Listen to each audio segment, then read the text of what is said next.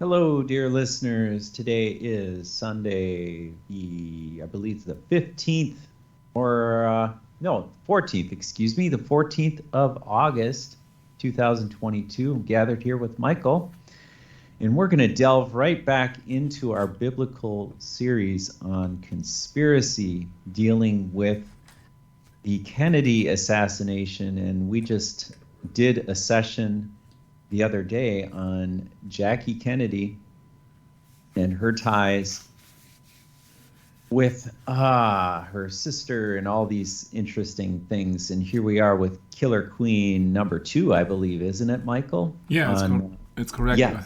That is just a little bit small here. Yeah. Excuse me. Yes, Killer Queen number 2, which is our session 43. And if you've Yeah, watched now our it's better. It's previous now session, it's now 18 type font. And now it's better. Yeah, it's Killer yeah, Queens too. Yeah, I'm sorry that this is not much biblical content at the moment, but I'm really glad when the Kennedy thing is here been finished. So I'm eager to continue and to put the finger on the interesting things, because I think that if you do a session on conspiracies and on Kennedy especially, nobody would understand if you would exclude the assassination itself. So therefore, let's have a go. I mentioned last time that it was just the introduction to the Killer Queen, and Jackie Kennedy has been accused of being the Killer Queen because she is the elephant in the room, the pink panther, so to speak. And this is an interesting little pamphlet here, a PDF, which can be found on the internet. I think it was on archive.org. If I recall, I wanted to insert the link when we will finish the session in a few weeks. And so this is Inspector Clouseau, Dallas 2013, to check for open windows and to count gunshots and to climb grassy knolls and don't forget sewers. Yeah, so distract the public with all the distraction from the outside, and instead of looking inside the limousine, what would happen there and what has happened there. So then let's go to the elephant in the room. Quite later. And this is the PDF. From a guy, I think he comes from military, because he's often referring to the USS Liberty incident on the 6-day war in Israel. It is reverse engineering of JFK assassination plane featuring the Killer Queen. So that is an interesting, I think it is 100 plus pages, why Kennedy was assassinated, why Jackie Kennedy killed her husband, etc., etc. It's very interesting to go into this. I'm not in line with many of the conclusions here, but yeah, let's have a go for it. The best thing, or the best outcome and the best news is that it is plainly in English. So this document, the author says, explains JFK assassination plan. It proves that Jackie Kennedy killed JFK. It is shocking news to you, then you may jump ahead to a quick Q&A session about the JFK assassination. And many of these links are working. Yeah, you see that here. Why Kennedy killed Kennedy. All others answers are impossible. Whatever remains, no matter how improbable, must be the truth. Why? Because she was an experienced assassin, that's the claim. She had gained her experience before she married JFK. People who wanted JFK dead knew about her secret skills. They made her kill JFK by threatening her and promising her a big reward later. Jackie felt that she did not have a choice. Of course, that is an assumption. This is not a proof, though. This is just a theory. How could she be so nice and famous? I think we have sorted that out. That it's just the outside appearance. Yeah, who gave the orders? That is here a very strange construction, that he's also or always referring to a parasitic ethnic group. You will see later, and of course that is not deep state, that is the people in power, these are clerical people, and that is for a later session. Yeah, so blah blah blah blah blah, Texas Oilman, that is just only on the outside. So why did they want to kill Kennedy in public? Sure, because they wanted to have a great picture, so that everybody who had the same idea not to obey the real authorities would be threatened and would say, oh no, sorry, I just back off. Yeah, so they wanted a public execution. Yeah, it was not done in private, but it was a public execution on purpose. They wanted to show that the entire world around that so-called globe. Yeah, and how to get away with that? That is really a wonder. Yeah, no sniper would achieve a spectacular result of blowing brains out with sufficient reliability. They needed somebody close to JFK who would never be suspected by the common people. They were masters of human psychology. They knew that the bigger the lie, the more people would believe the lie. Well, that's the same condition as in 2019 until this very day. The bigger the lie, the more people they believe it. Yeah. So what guns did Jackie use? The answer is Jackie used 2 guns. That is a theory here. She used one dart gun to inject a chemical agent into JFK's left thigh in order to incapacitate him first. So no first shot to the throat, but just the intoxication.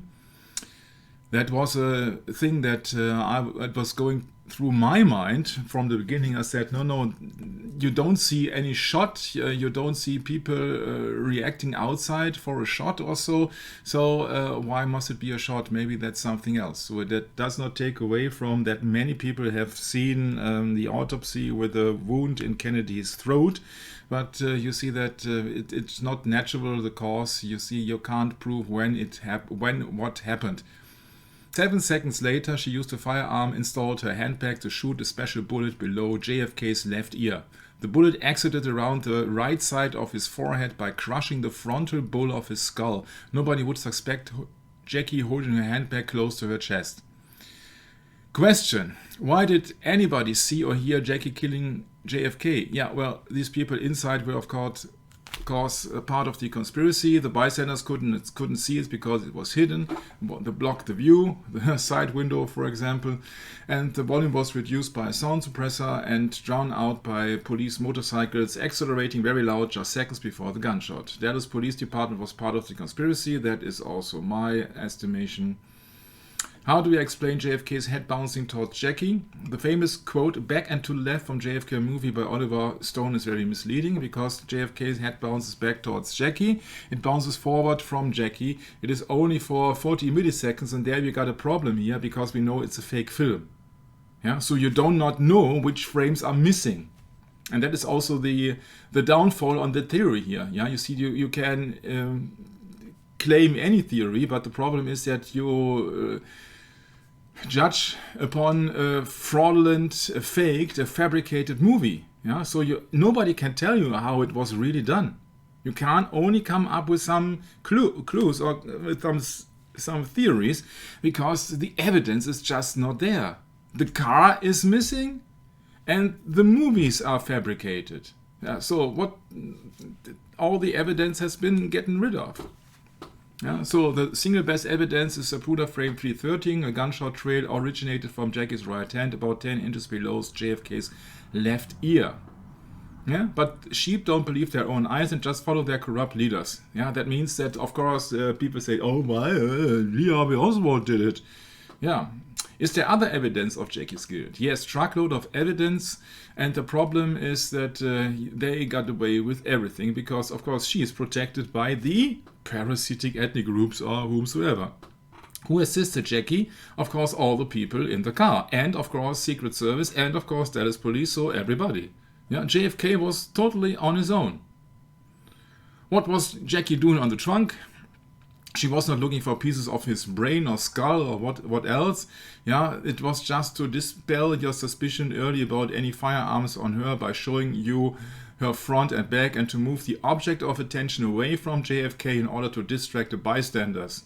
Yeah, so they had to plan to exploit the weaknesses of human psychology. Yeah, so that, "Oh, I am the victim, please help me," and not "I am the murderer." Yeah, so that was a very clever move. Huh? What about the other gunshots? Okay, these are sounds, flashes, firecrackers, etc. This is just distraction, sure. And if that was the only real bullet, I heavily doubt that. I think that there are many, many bullets fired. Remember James Takes, so that is also the problem with that theory. But nevertheless, it's a very interesting work. What about the autopsy? Okay, this is Secret Service here, this is government, you can't rely on any autopsy. Everybody can fool you. Warren Commission, everybody can fool you.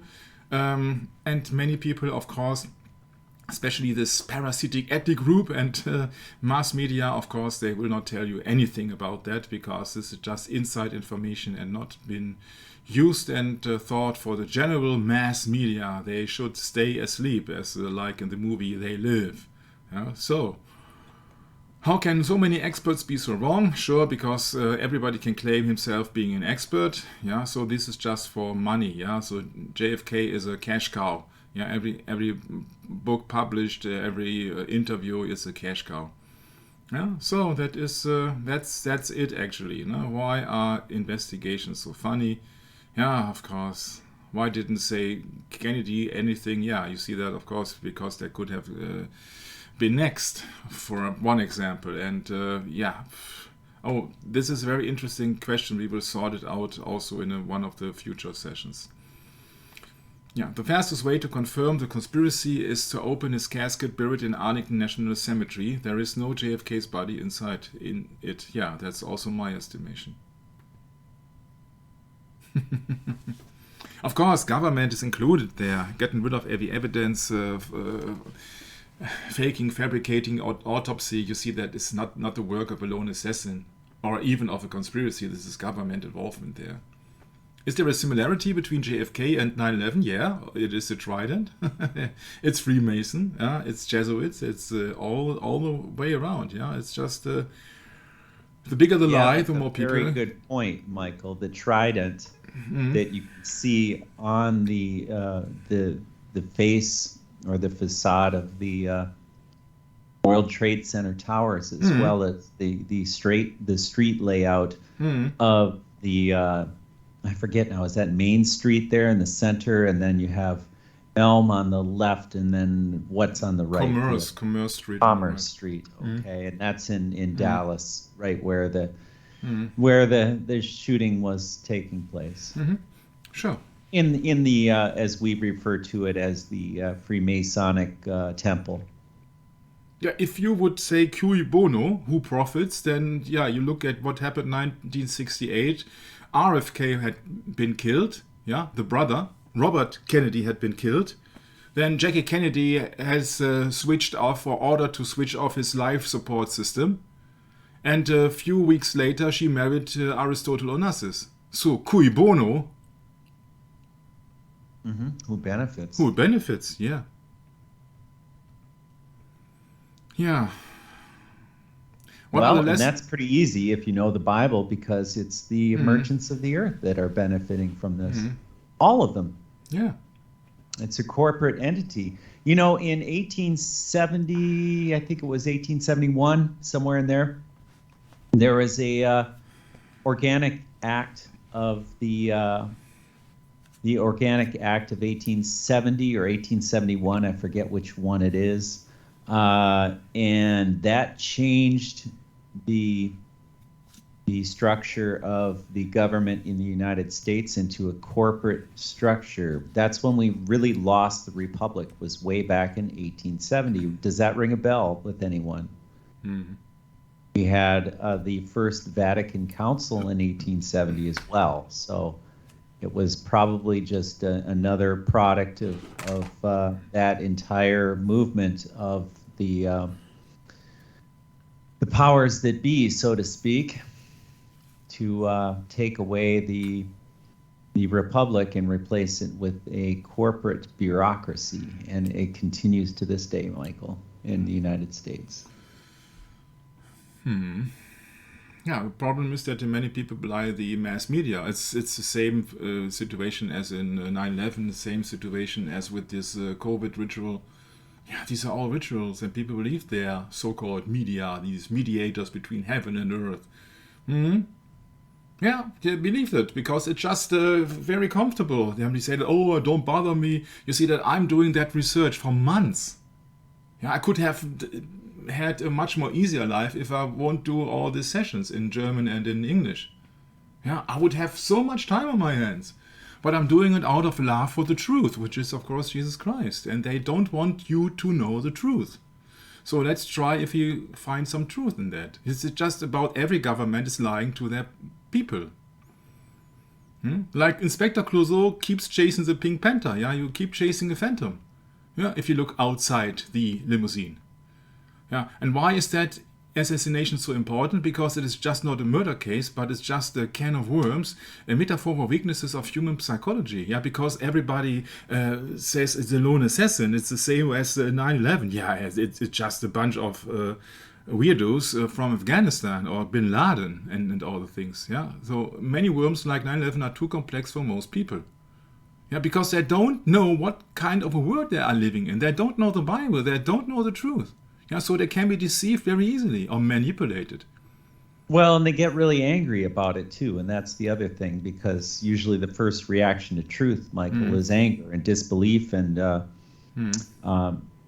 that's understandable. But we're asking you to take a deeper look into it and study it on your own and verify it for yourself to know it's true. And that's what I've done. And first reaction is always going to be anger and because you are violating their comfort zone. Yeah, you see that, it's not that easy word, and everybody can have everything at his disposal. It's so sweet, you will have a lovely life. No, you will only have a lovely life, this life, if you serve Satan. Yeah, so that's the price. Then afterwards that you say that, okay, I had just... like Jackie Kennedy. Like Jackie Kennedy, yeah. You just got to do a little dirty work, She's just doing dirty work. That's all, Yeah, of she course. got rewarded. Yeah. Yeah, of course. But you see, you have to take anything into consideration. When he says, I do not think that of the frames include false information, I think they do. Don't underestimate their intentions. So that is, everybody has been into questioning here. Yeah, so I will provide that document later on, and let's go right in it, because now you know the short version of it, and so then we start from the beginning.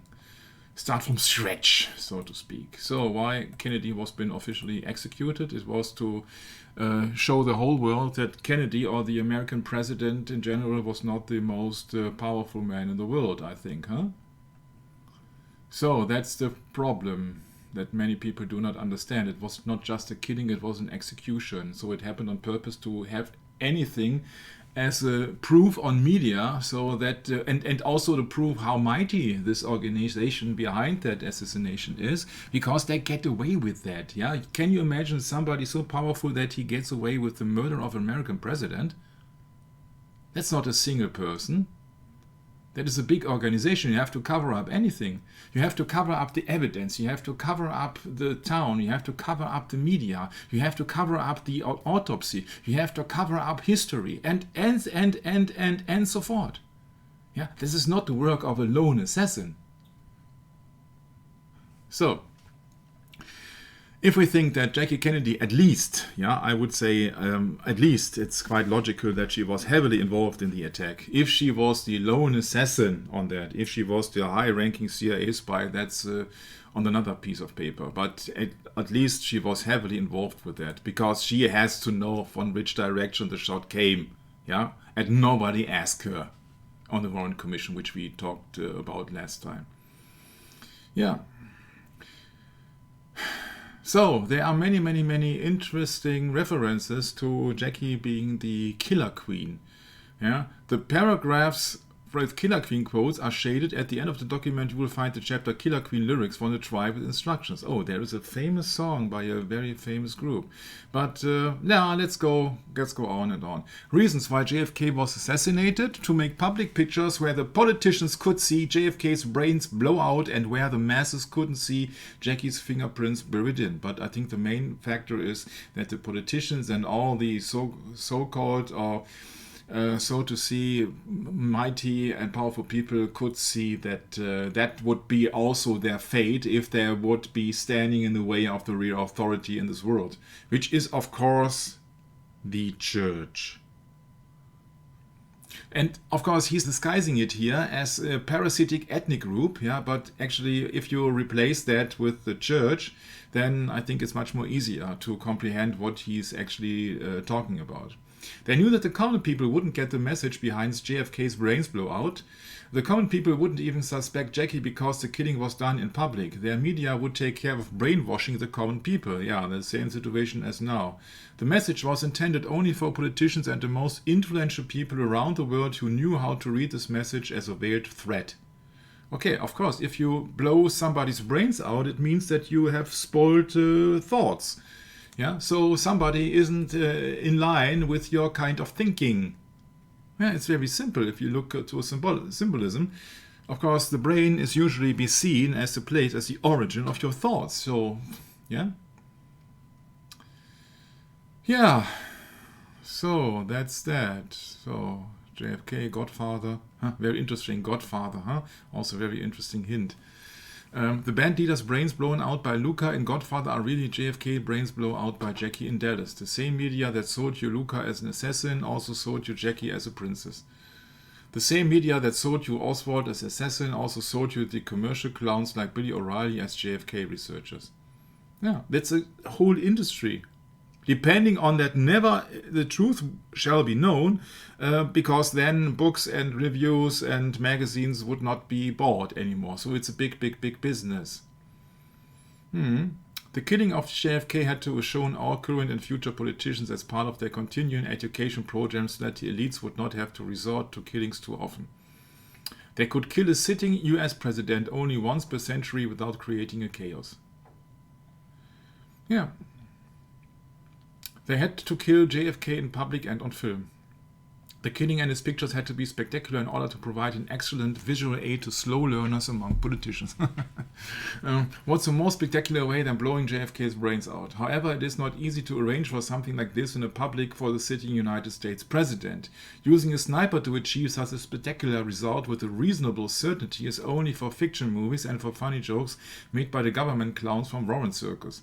Such a job requires almost laboratory conditions where a specially designed bullet is fired to a specific spot on head from specific distance where the victim is not moving, etc. Without a spectacular result, the elites would not bother.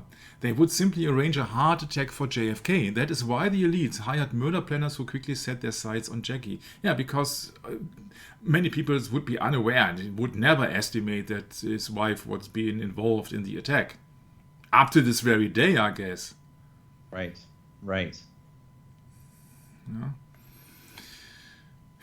Yeah. So reasons why Jackie killed JFK in public. Because it was meant to be. You see that also the powerful people, they could say then, even we get his wife to kill him. Yeah, so their power is so large and so big, so enormous that they can even get a housewife or the wife or the first lady to kill a United States president. Yeah, so that is on top of just killing a president. If you can arrange the killing of a president with the help of the first lady, yeah, then you just achieve another level on top of that. Yeah. So, but the question remains that did she really had the final shot or did somebody else pull the trigger? You will never know because I know, according to the testimony of Mr. Brugioni, who said that his white cloud of smoke above his head would last for at least 4 frames or so. We know there are missing frames, so you can't know, you can't tell. Nobody can tell. If somebody can tell, then he must be in the possession of the real, authentic, not fabricated movie. Otherwise, I think it is not possible unless you would be one of the inhabitants or the participants in the car itself. I think they are all died now in the meantime. So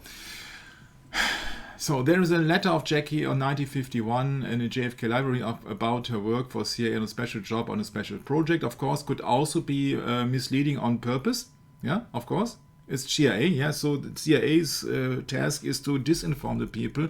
So could also be that the role of Jackie was being overplayed or being just fabricated just to deceive all of us. So that's what I would like to talk about, that we have to take everything with a grain of salt. Yeah, you will never know the truth. I know only one who knows the truth, and this is God. He knows the truth. Yeah, and of course the people who have set up this assassination. But I think that they also been most of the times died now. Maybe Mr. Kissinger, but he won't tell you. The bigger the lies, the more people who will believe the lies. I think that Kissinger is now 99 or so. Maybe he does not remember. I think that he can get away with that, like Jackie, if he says, I cannot remember, and everybody will tell you, yeah, of course, he's 99, he can't remember. Yeah. So, of course, this is just a very interesting document. Of course, it's the death of her child also. If that is correct, you see, everything can be set up. Maybe you will never know if that child that she is given birth to was the child of Mr. Kennedy. Sorry, but you have to question everything. You have to question everything. That makes it very hard to look at the facts. And from a biblical standpoint, it's just more easy to look behind this assassination instead of looking to the assassination, because behind the assassination is much more easy if you can combine some dots, because they're giving you some hints. But for the assassination itself, wow, that's really a tough one. Yeah, so he says, look at the following quote from Killer Queen Lyrics. Okay, we will do that very soon. Yeah, Didi Plaza is like a Hollywood studio. Yeah, I agree on the fact that nobody was there by chance, but on purpose. Be it Mr. Zapruder, high-ranking Freemason, be it Mr. Altkins, who died on very strange circumstances. And he was also a photo editor. Yeah, so the people who were there were mostly, I think, involved in that, and yeah, maybe also controlled opposition. Who knows? It was restricted area according to Jean Hill, if that is correct. Yeah, you have to question everything. Yeah, so fake autopsy, execution of the assassination plan. Yeah, I'm just scrolling for the people who don't want to download it, or in case that I will forget it. Jackie has an uniform, of course, it's Alice in Wonderland programming, and everybody is in on the assassination. For example, Mr. Jesse Curry, 33-degree Freemason. He does not talk about Freemason here. Huh? He's very careful what he's telling you. He talks about parasitic ethnic groups. So central banking, now everything comes into play.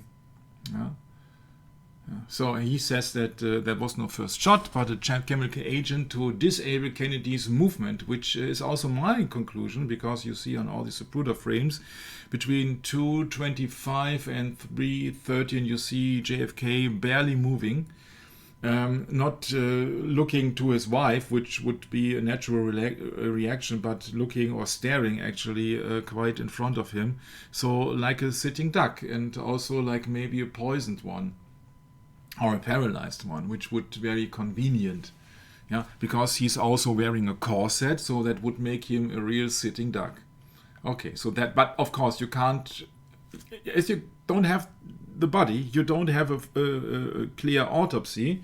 The first autopsy was being overruled and distorted by the Secret Service. Yeah, so they didn't want to have an examination autopsy in Dallas. Sure, why? Yeah.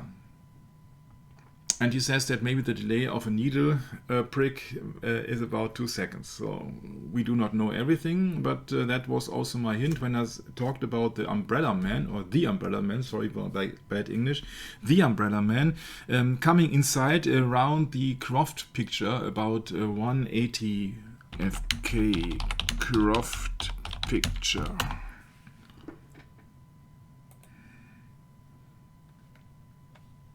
Yeah, so that's a famous JFK Croft picture here. That is, according to many researchers, frame 181. And after JFK has passed the Stemmons freeway sign on 225, so at least 40 frames later, and that's 2 point some seconds. That means that then he was holding his hand through his throat, that he can't breathe, or he's enabled in some kind of a way. So that means that around this time he must be injected with some paralyzing agent. Okay, so that is the theory here with the needle prick. That is his theory. Okay? So, he says Jackie used a dart gun. Nobody knows, of course, it's just an assumption here. By compressed CO2 or air, then it is silent. Yeah, the Croft photo, okay, I did not know that. Made of Elm Street, yeah, that must be around that time, maybe half a second later or so. I don't know, but what I know is that it's very strange that if somebody has been shot in the throat, it's just very strange that you do not move. Usually you would look for help. If you would be JFK and you would be shot to the throat from behind, let's just think so. That makes sense, Michael. He was paralyzed. That's true. He wasn't moving. Yeah. So you would look to your wife or just try to do something, but not just to sit there and do nothing and just hold your breath, because you would at least lean towards your wife, but he couldn't because there was a bunch of roses between them on purpose, so that maybe would be the cause for his reaction or strange reaction, so these thorns are sharp, so that is just an assumption that it happened that way. And that she is also carrying a handbag, which could also be carrying the gun. He's also got a simulation here running, but I think that it will come later. So, with the gunshot sound suppression. And of course, if you just happen to shoot somebody in or under the ear, then you have a weak portion of the skull and you will have much damage, regardless the caliber of the weapon, because it just from close distance is point blank range. That's quite clear. And if you got a special bullet, of course, which is a dum-dum bullet or kind of way, you won't damage any bystanders because it would just explode in the head, and that's also the effect that most likely the elites, so to speak, would like to achieve. So, there's a bunch of roses, so that is between them, and maybe if he's got a prick, then he thought, it could be coming from the roses, so that would be very clever to do that way. Also, remember that JFK had red roses. Red stands for blood and sin and sacrifice, and Nelly had yellow roses, which is the Yellow Rose of Texas, is a national song there, so there's a difference. It's very interesting to go into that. It's a valuable assumption here. But that's it actually. I have prepared for a later session. I have prepared my kind of thoughts about what could have happened there. But of course, it's very, very hard to go into every nitty-gritty here. But look at the face expression of Jackie Kennedy. It's not like a caring housewife. You know that she was for a few weeks before she was in Greece at Aristotle Onassis and all the things, and it was not a loving couple, no, JFK and Jackie, or Jack and Jackie. It wasn't just Camelot never happened. So that's this fantasy, or that this theory. But it's a valid theory, of course. It's a valid theory because you won't harm any bystanders if you just kill somebody from close range with a special bullet, which was supposed to. It was supposed to open the head. It was supposed to have a dramatic effect. And a fatal effect, of course. You can't risk not to succeed to kill the American president, because after all, if you won't have succeeded, can you imagine what kind of a hell then have broken loose? All the audience would have immediately asked for a commission or immediately asked for any government action. So he must be absolutely sure, people must be absolutely sure to kill the president at the first try, in the first instant.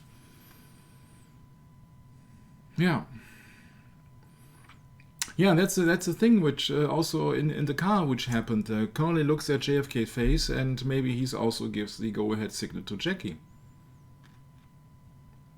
So these are just actors here in the car. Connolly, up to my estimation, was never been hurt.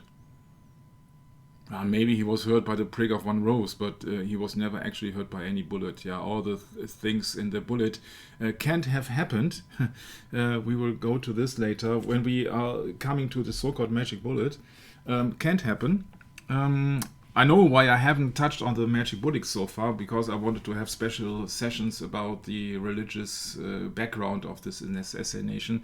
But I tell you one major clue to that.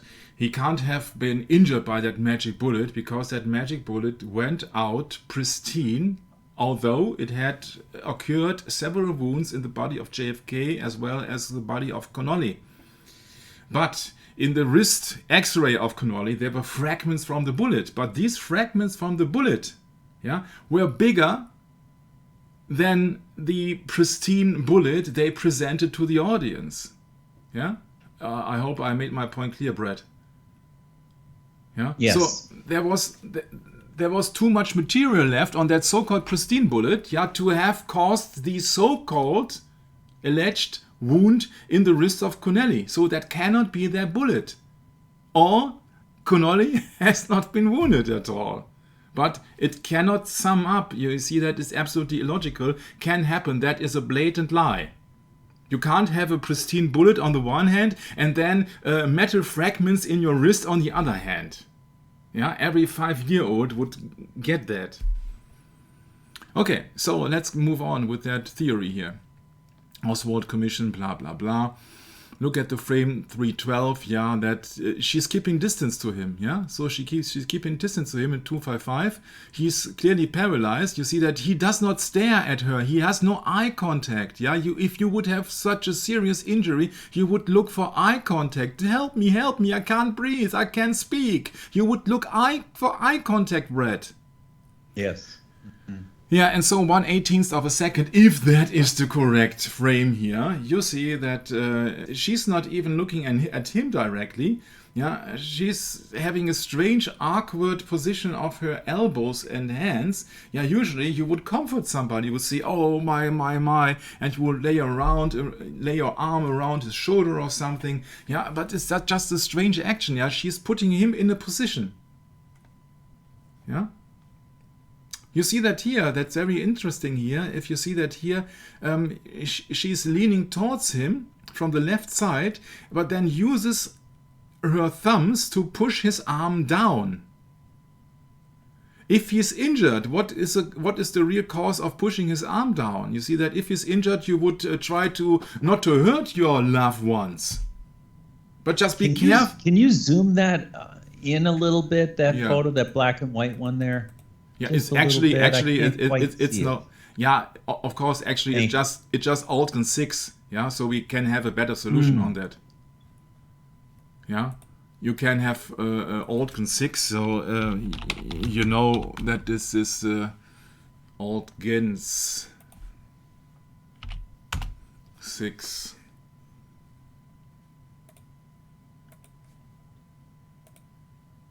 Okay. I have to have I have to have a big picture with a good resolution. That's the second best I can offer you. I know there is a much better picture of it, but I think you can see it here clearly.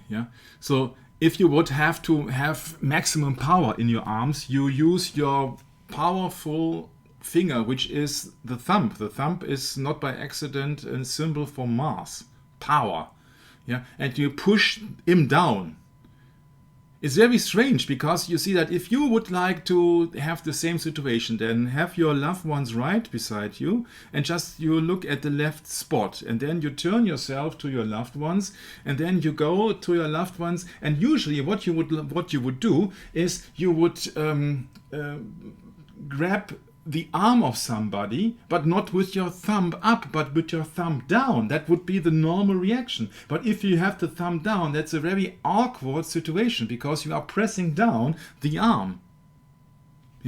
This is a very key picture here. She's pressing the arm in a certain position.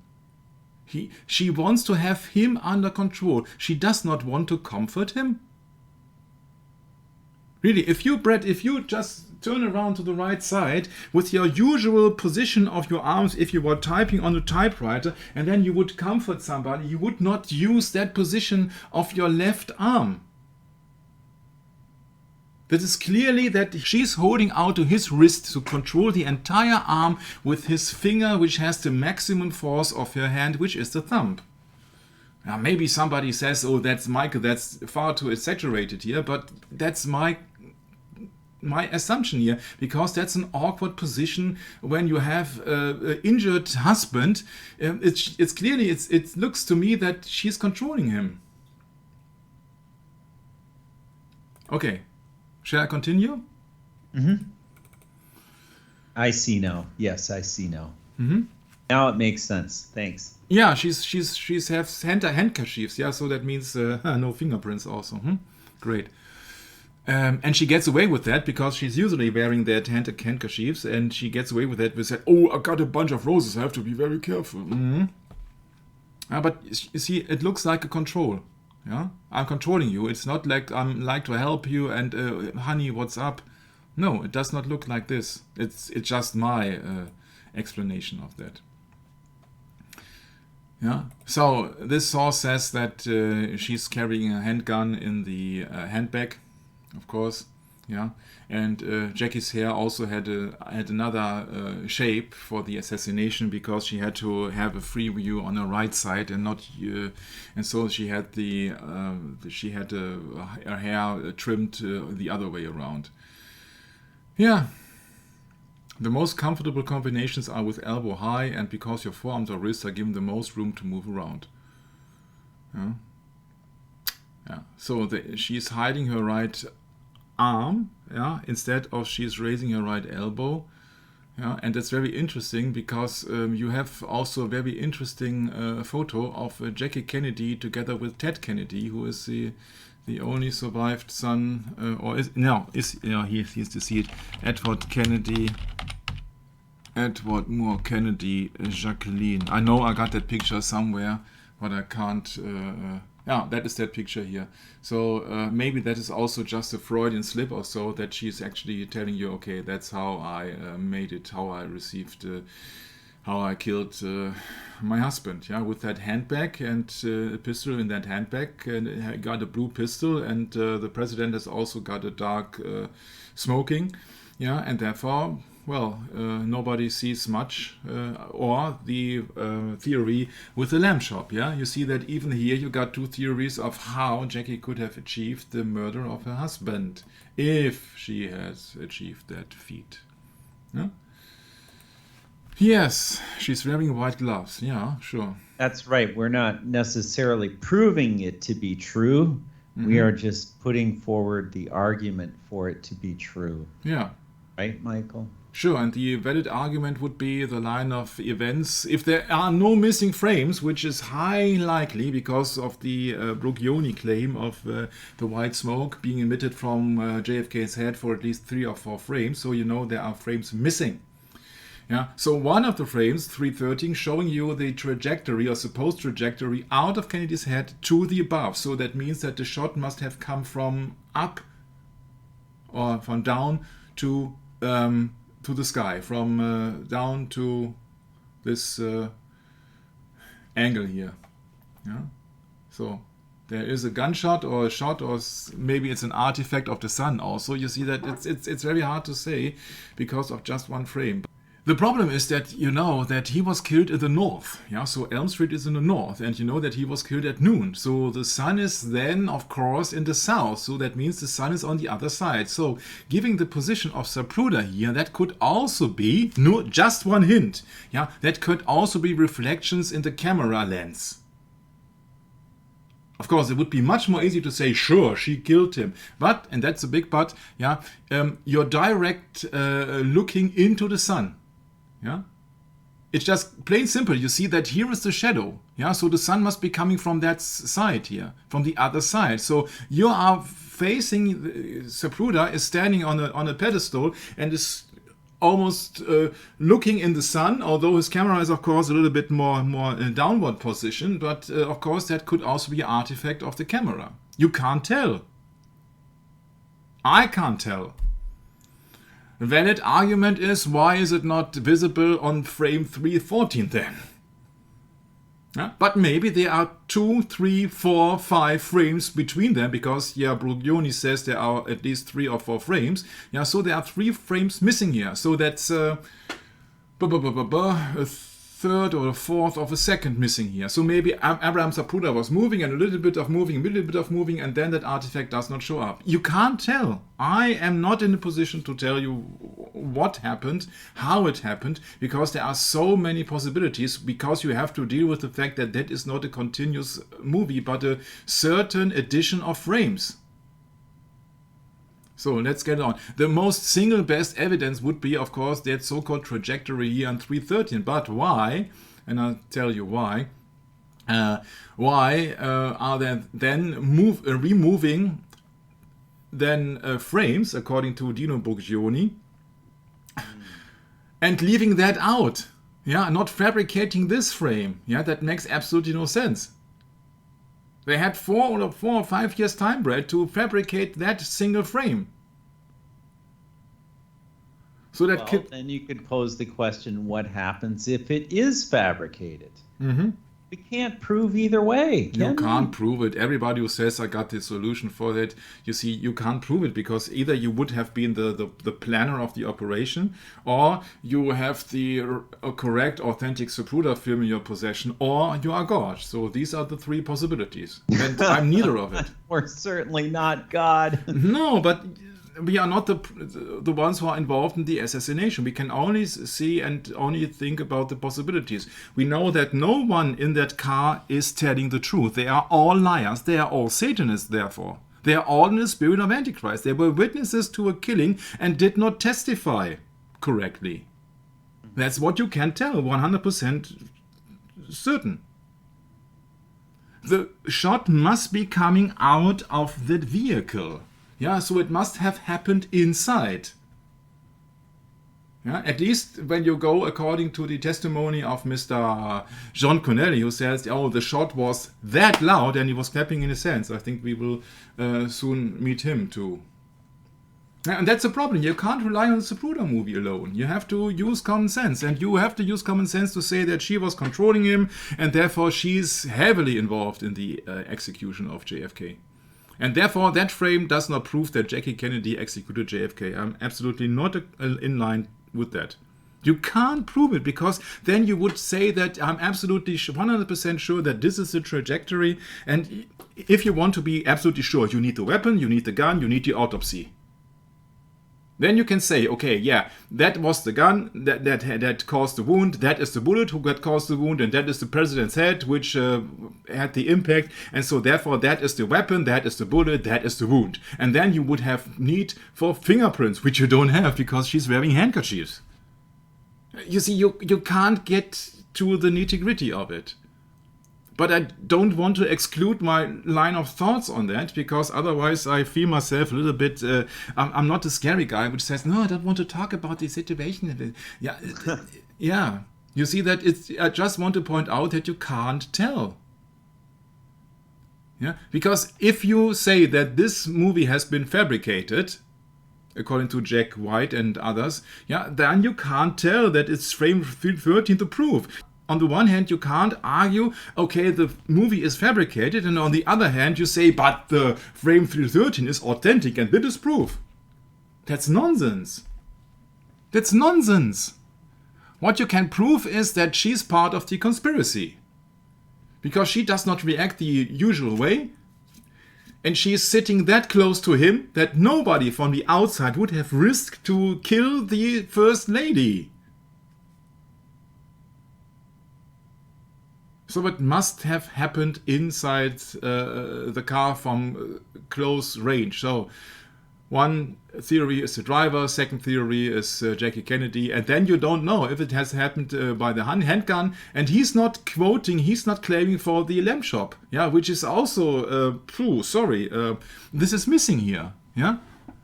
So this is just an interesting theory, but it's just not more than that. It's just an interesting theory. And that was also my initiation when we were doing some sessions upon, and also my initial thing to look at from that Jackie Kennedy thing. So I'm very thankful to have this this document here. But on the other hand, it does not prove that Jackie Kennedy killed him this way that the author is suggesting. Huh? Of course she's the Pink Panther, and there are many, many clues. You can tell that she's in it, but you can't tell how it has been done. Not with that measly pictures here, and with the fabricated movie. Yeah, Jackie acts like a robot after bullet shot. Yeah, that's also my point. Yeah, and I haven't looked up to this script for years, so just could not recall that robot here. But of course, yeah, she's she instantly that's no normal reaction. Yeah, very fast. Yeah, it's programmed. It's just like a stage. It's just like acting. It's had nothing to do with the real thing. Yeah, I suppose that she's also under some drug or something, or maybe also what I had in mind is the umbrella man giving a sign that she's falling into some kind of program, or just she knows that she has now to obey orders, otherwise she would be next or so. Yeah? Because that is the situation. If you have such friends at the CIA, yeah, you see that you don't need any enemies. If you have such friends, Brett, you don't need any enemies. Yeah, you know that by the slightest downfall or the slightest thing that you would like to refuse the orders, you're next. If they get away with the killing of American president, they get away with the killing of the first lady. So, and also Mr. Connelly is a drama queen, or the drama king, yeah, and his wife, drama queen and his wife, yeah, because we know that you can't be hit by a pristine bullet and have some metal fragments in your wrist, and then to hold steady fast your head. Oh, sorry, yeah, this is all BS, absolutely BS, yeah. And that is a hint which was clear to me from the beginning why Connelly had to step back or had to lean back to his wife. Because, of course, if you then kill the American president, yeah, you really think so that you really are satisfied with a grainy picture of a 8mm camera from far away distance from Mr. Abraham Zapruder, right? No, of course. If you would like to achieve to kill the American president, you would like to have it in the best quality ever possible from close range. Yeah. So therefore, Connolly leaned back to his wife to make the room free, to have a free, clean view on the killing of the American president. Yeah, and so that is the inside of the limousine here. There's in the middle of the limousine, there is that space, and you could have then covered a tool, a camera or so, which you then receive the best view on the assassination itself, which has much benefits. Yeah, the first benefit is you have a clear picture, so that you can give that movie, which nobody knows on the outside, from the exoteric people, so to everybody who's a threat to you. If you then can imagine where this movie is today, so supposingly that it exists, and I heavily would think that it exists, then you drive to a place in Europe, in the capital city of a country named Italy.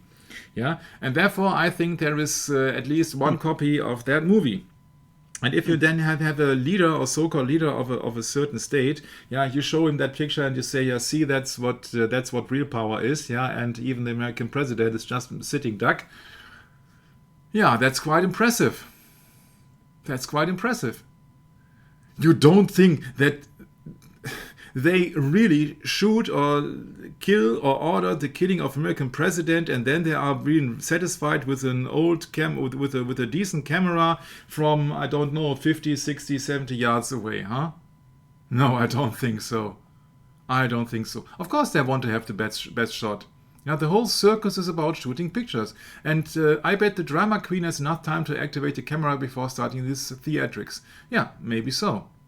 But at least it also has another benefit, because then they have the actions of Jackie Kennedy as proof. If you don't see Jackie Kennedy's actions from that Zapruder spot, you will see her from that camera angle. Yeah? So that means that she can be persecuted with murder at any given moment that the authorities or the order behind, or the church or parasitic ethnic groups or whomsoever would like to destroy her or to put her to court or so. If you say that there's a camera inside that car, then you have to take a stand, and then you have to really see that she is guilty. That will declare, and that will also get the facts straight that she has to obey her entire life, because otherwise she would be persecuted with murder. My. Jackie on the trunk, that's pure distraction. It's the Pink Panther. That she looks very innocent, like a victim, helpless, and please help me, please help me. That's the one when the thief is running out of the shop and just proclaiming and shouting, the robbery, robbery, robbery, help, help. She's in, and Clint Hill as well. Both of them were at Aristotle Onassis' military night of Malta. My. Sure. Clint Hill on the trunk, to distract the people on the left side. You see, all the actions are going on to the left side. There were very few people are standing, and of course the limousine is in the middle of the road, which means there are certain distance between the people and the actions taking place in the limousine. That's just a trick here. Clint Hill on the trunk. Clint Hill on the trunk. It's just a movie. It's Hollywood. I see that to keep the distraction for the people, and to keep the guilt away from Mrs. Kennedy, and says, she's the terrified wife of the president, and she's in shock. Sorry, if you are in shock, you have to have some time to react, but she's reacting instantly. So it's a planned operation. It's a planned killing. So if there is one detail or another detail, you can look it up in that sheet here. Of course, you would use pink as a dissociation for Alice in Wonderland programming, as well as to hide any blood stains on the clothing. Because then imagine she would have worn a white costume, would be splattered all over again. But if you have a pink costume, then you have some dark spots there when the blood is spitting. So that is very interesting, and many people, including me, think that her head was glued on as well. Usually people think that it was just to have a clear view for all the snipers around it, that they won't shoot Jackie because of her head. But it's just part of her costume or her assassination uniform. Or just to distract the people by thinking, okay, that no, I'm clever, I'm going into some assassination or conspiracy. That's clearly a signal that there were outside snipers, and it's another distraction. It's another distraction. He said, it was so hot, Brad, huh? It was so hot. It was 71 degrees Fahrenheit, and she's wearing a hat when it was so hot, and she was waiting for the triple underpass to have some cool and free and fresh air. That's why she's constantly wearing her hat. My. It's unbelievable. It's unbelievable. Blocking the bystander's view, that we got with a window half raised to help Jackie on Elm Street. Of course. That's also been visible in that picture here from Croft. That's the window. It's blocking the view. You see clearly the sun is coming from that spot here, from behind, from the other side, from the Commerce Street, so to speak. And that window is half raised. If she tells you that, it was so terribly hot, why don't she lower the window? So that means that you got when you are standing here on the side here on the road on the other side of the Elm Street, maybe you got reflections by the sun. You don't see clearly what she's doing here. Okay, When Jean Hill was testifying, she said that I saw a dog between them. She was testifying, but she stand in a position behind the limousine here. So she was not being influenced by any possible reflection from the window. So she could look it from here and maybe from also a little bit more higher. So from that angle here. Okay, so let's move on. Yeah, so Connolly and his wife screaming, making painful faces. Yeah, sure. Never ever in the history of assassination there was a magic bullet. So that's absolutely useless to go into that. That Connolly was also wounded. Maybe many people think that there were several other shooters. But once again, do you really think that government would risk the life of a United States governor? And United States First Lady of Texas, and United States First Lady, and Secret Service agents? You don't want to have an official run in such a trouble. Sorry. Yeah. Gunshot sound suppression, yeah, possible. Motorcycle cops, very interesting. Bobby Hargis, maybe also the friend of Jean Hill, but then is J.B. Marshall. So you see that even Jean Hill is not telling the truth when it comes down to the name of a motorbike friend, maybe. The film shows speeding him up around frame 300, so 1 second about the bullet shot, and that means the roar of the motorbikes also could cover a bit the sound of the shot to frame 313. Yeah, so Clint Hill says, and the motorcycle engines were loud in my ears when referring to the time between frames 300 and 313. So that's also very interesting. If you go down to the Altgen 6, you see clearly that these motorcycle cops, they look to each other. Yeah, look at that motorbike cop and look at these motorbike cops. They are clearly looking not to the president, which is officially wounded. Yeah, does he look to the president? Yeah, I think he looks to his either to the car, to these guys, or to the other motorbike cops. Yeah, so that's very strange that usually the eyes have to be focused on the president, and they are far away. They are further away from the presidential limousine. So he's without any protection at the moment. Let's get back to the script. Yeah. So they are signaling to each other that it's time to get close to the limo bumper and make some noise. Maybe. Yeah, of course, if they would have the keyboard and the drums at their disposal, Brett, that would be another thing. But yeah, so that's it. That's it. Limo driver Greer, of course, looking back at least twice. Yeah. He says, I didn't see the president, I didn't look, I wasn't far enough around to see the president. Sure, that's all lying.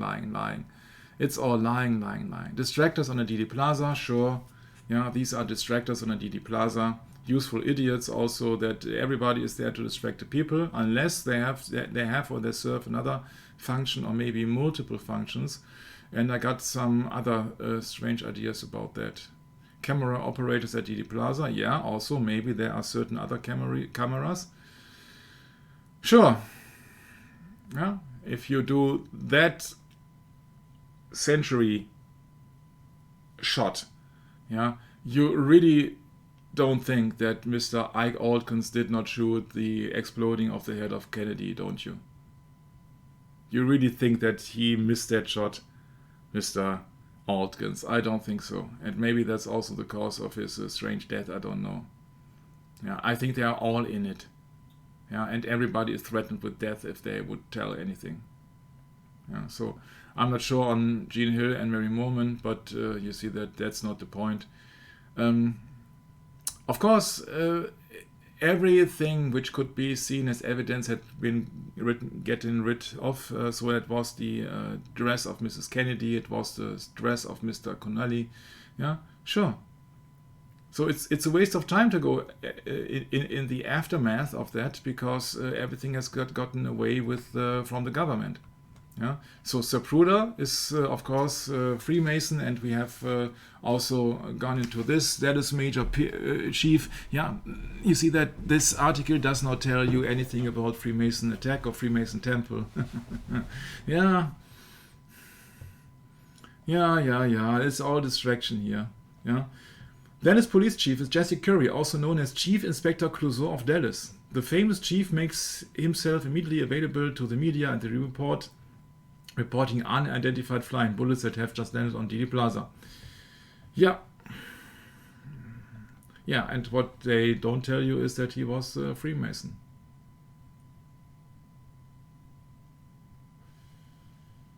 Yeah. So we do not know what Kennedy family knew about that, but there is no curse. There is really no curse. Yeah, that's really no curse. And the Warren Commission, you don't have to go into the Warren Commission. You have to go not to go into the central banking things and all the things that JFK would have made. Yeah, and Jackie's grave is, of course, beside her husband, and the problem is that that we do not know if there are any corpses. Yeah, LBJ is clearly in it. That's quite another thing.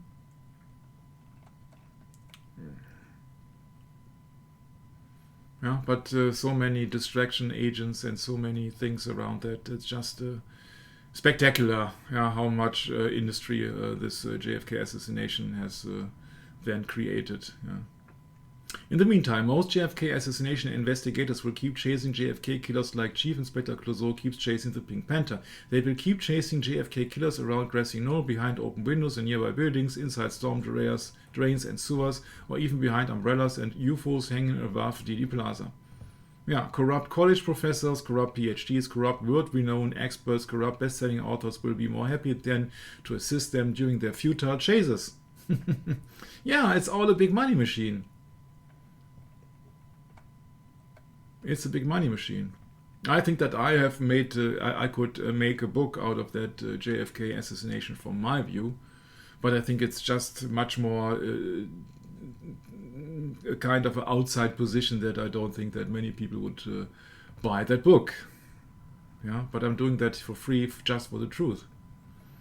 Central banking and all this stuff, it's all distraction here. It's all distraction here. Okay, very interesting that John Connelly was also being promoted, so to speak. He became US Secretary of the Treasury when it was, I think it was about the time when that was on Nixon. Mm-hmm. Yeah. Yeah, and that's it for most of the part. Of course, this is not the parasitic ethnic group, but the problem is really that these people in power are also always serving Satan. Yeah, so if you create a lie which is so big and been promoted by the media, the people will fall for that because people are on the Broadway. That's so clear. Yeah, so that is just a Hollywood stunt here with the killing of Kennedy, with fabricated pictures and movies, of course. Yeah, and that's what we already have covered, so I will skip that. The famous quote "Back and to the Left" by the JFK movie by Oliver Stone is not meant to refer to the movements of JFK's head like everybody thinks. The author suggests the movie shows you. Watch JFK movie again, especially the courtroom performance by Kevin Costner, where he repeats the quote "back and to the left" many times. The last time he speaks this quote is the most important. When Kevin Costner speaks this quote for the last time, JFK's head is not shown. As soon as he stops speaking, the movie screen is filled with the figure of Leaping Jackie. That's correct. I have looked it up. That is absolutely correct. So back and to the left can also mean the murderer. The murderer, Jackie Kennedy, is sitting back and to the left in the car. Yeah. Very interesting when they came up with these Pink Panther movies. Yeah, it's really, they're making fun of all the people. They're making fun of all the people. It's just... For those who need more tips, watch the title sequence of The Return of the Pink Panther 1975 a little closer.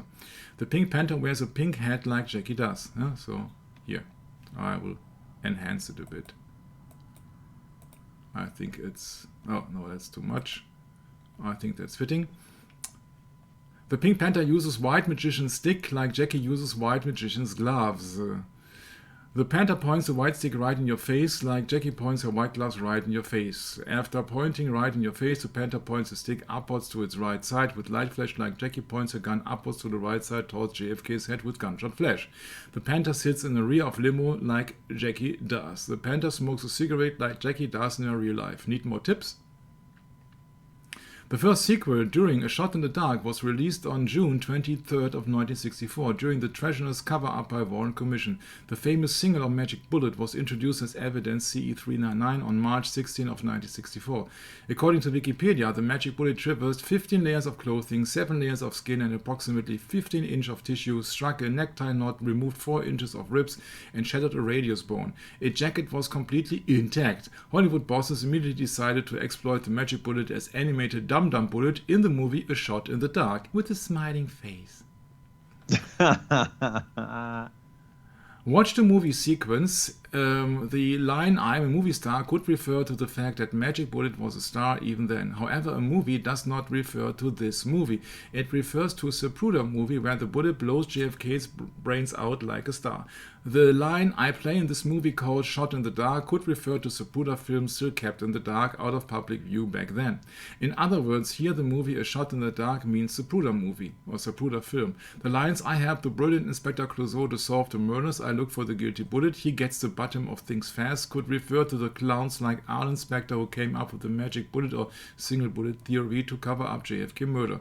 The line "if you want to know who the murderer is, you'll have to come and see the picture" could refer to advising people to see Zapruder film when the film becomes public later, or see the picture from Zapruder film showing Jackie killing JFK already published back then. Yeah, that's the movie A Shot in the Dark. Realize that the main plot of A Shot in the Dark is about the murder of a chauffeur having an affair with a maid. It could refer to JFK driving the symbolic car USA as the president and his wife. Although all the evidence points to the maid as the killer, Clouseau stubbornly refuses to admit that she is guilty. Yeah? So nobody tells you that Jackie is the murderer. Everybody wants to convince you then on a conspiracy level that the driver did it. Yeah, "I am a movie star," said the bullet. 313.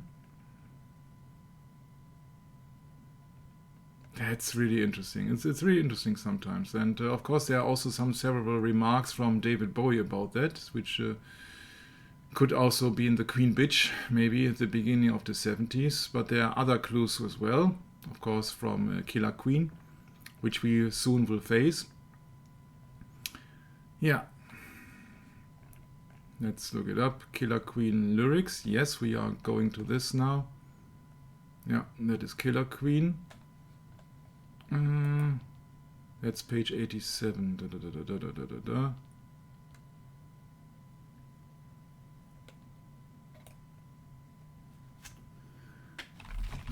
This heat, yeah.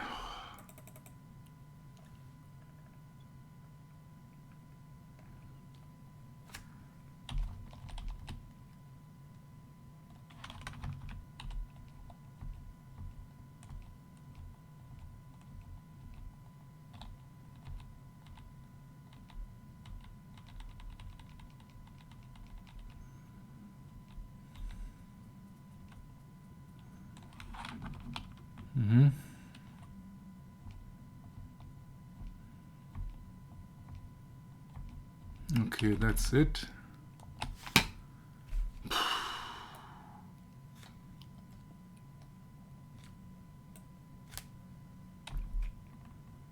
Come on.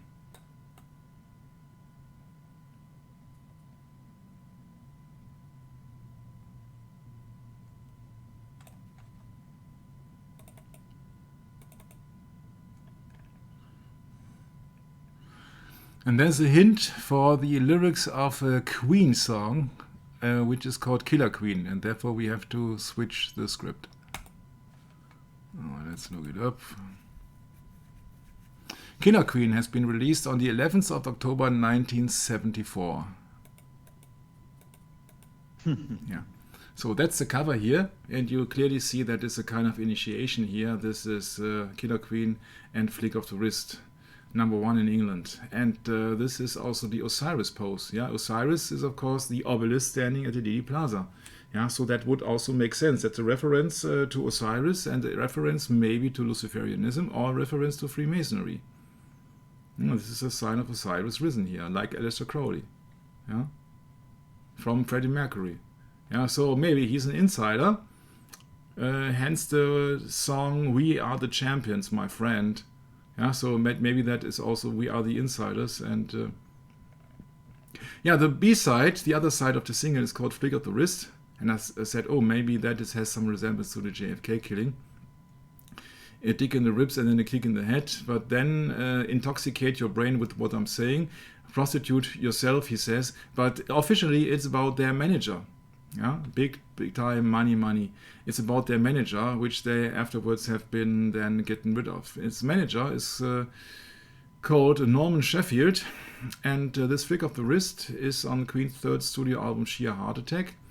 And the song's lyrics are quite hilarious when you consider that they had entered a predatory contract with the then current manager Norman Sheffield, who was the receiver of the hate letter in Death on Two Legs. So that Death on Two Legs. So the B-side is Flick of the Wrist, and it could also have to have something in common with the A-side of Killer Queen. So Flick of the Wrist means dick in the ribs and then a kick in the head. Yeah, so but JFK received a kick in the head. Yeah, he's taken an arm and taken a leg, maybe also to the actions of Mrs. Kennedy. Intoxicate your brain with what I'm saying. And prostitute yourself, he says. But it's a he and not a she. So maybe that has also something to do with that. Flick of the wrist and you're dead, baby. But there's also something other about it. Flick of the wrist is a stab at a former manager or someone that Freddie feels he and the band have been wronged by. The song lyrics are hilarious when you consider that they had entered a predatory contract with the then current manager Norman Sheffield, who was the receiver of the hate letter in Death on Two Legs. Yeah, so therefore, Mr. Sheffield has released a book or biography of himself called "Life on Two Legs." Yeah, so let's look it up. It is months ago that I went into that part of the script. Death on Two Legs. Ah, that's another part. Death on Two Legs is a song considered his hate letter to his former manager Norman Sheffield. Okay.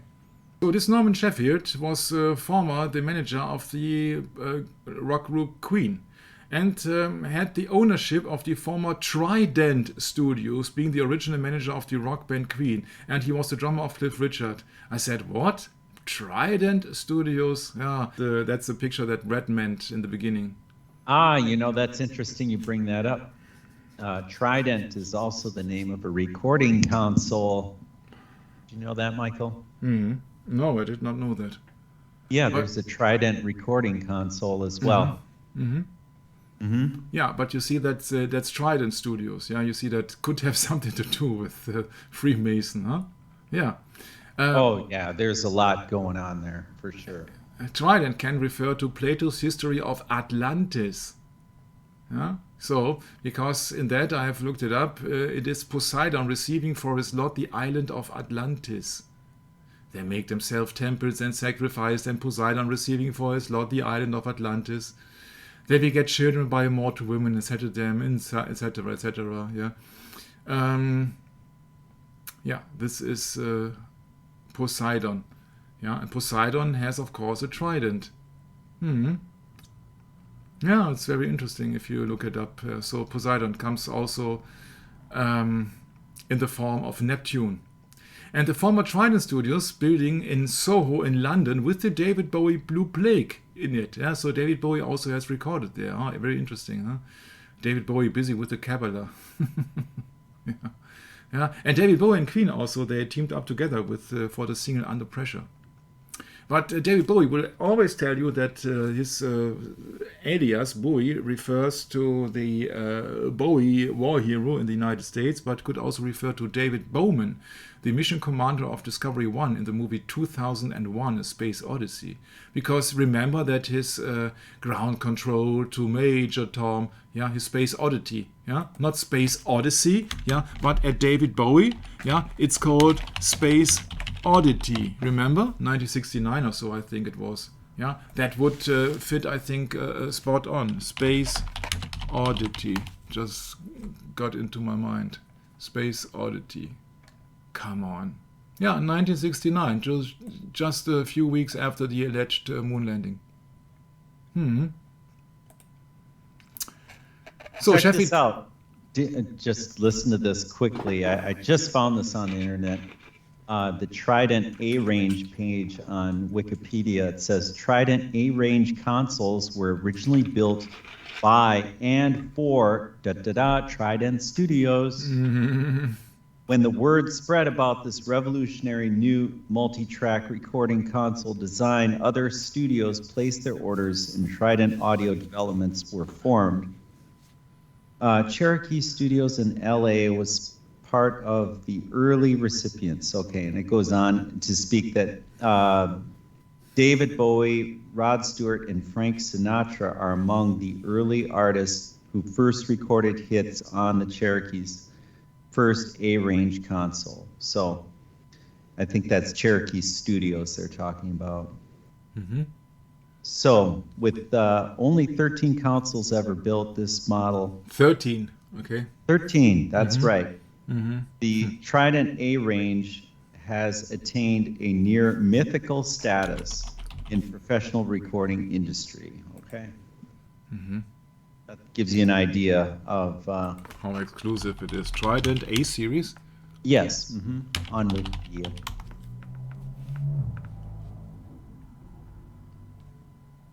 Oh my. Keep scrolling down. Keep going. It's probably really low on the list. Okay.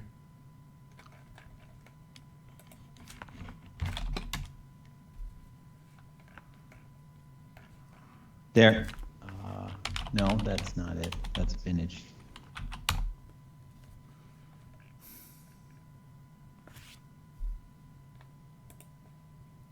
Keep going.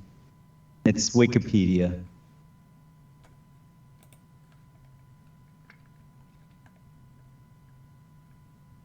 I'm surprised you never heard of Trident Audio before, Mike. Yeah, I heard, but I have not got it now in context, you see. Yeah, right. Ah, okay, there There it is. you go. That's it. Ta-ta-ta. Yeah, 13 consoles. Okay.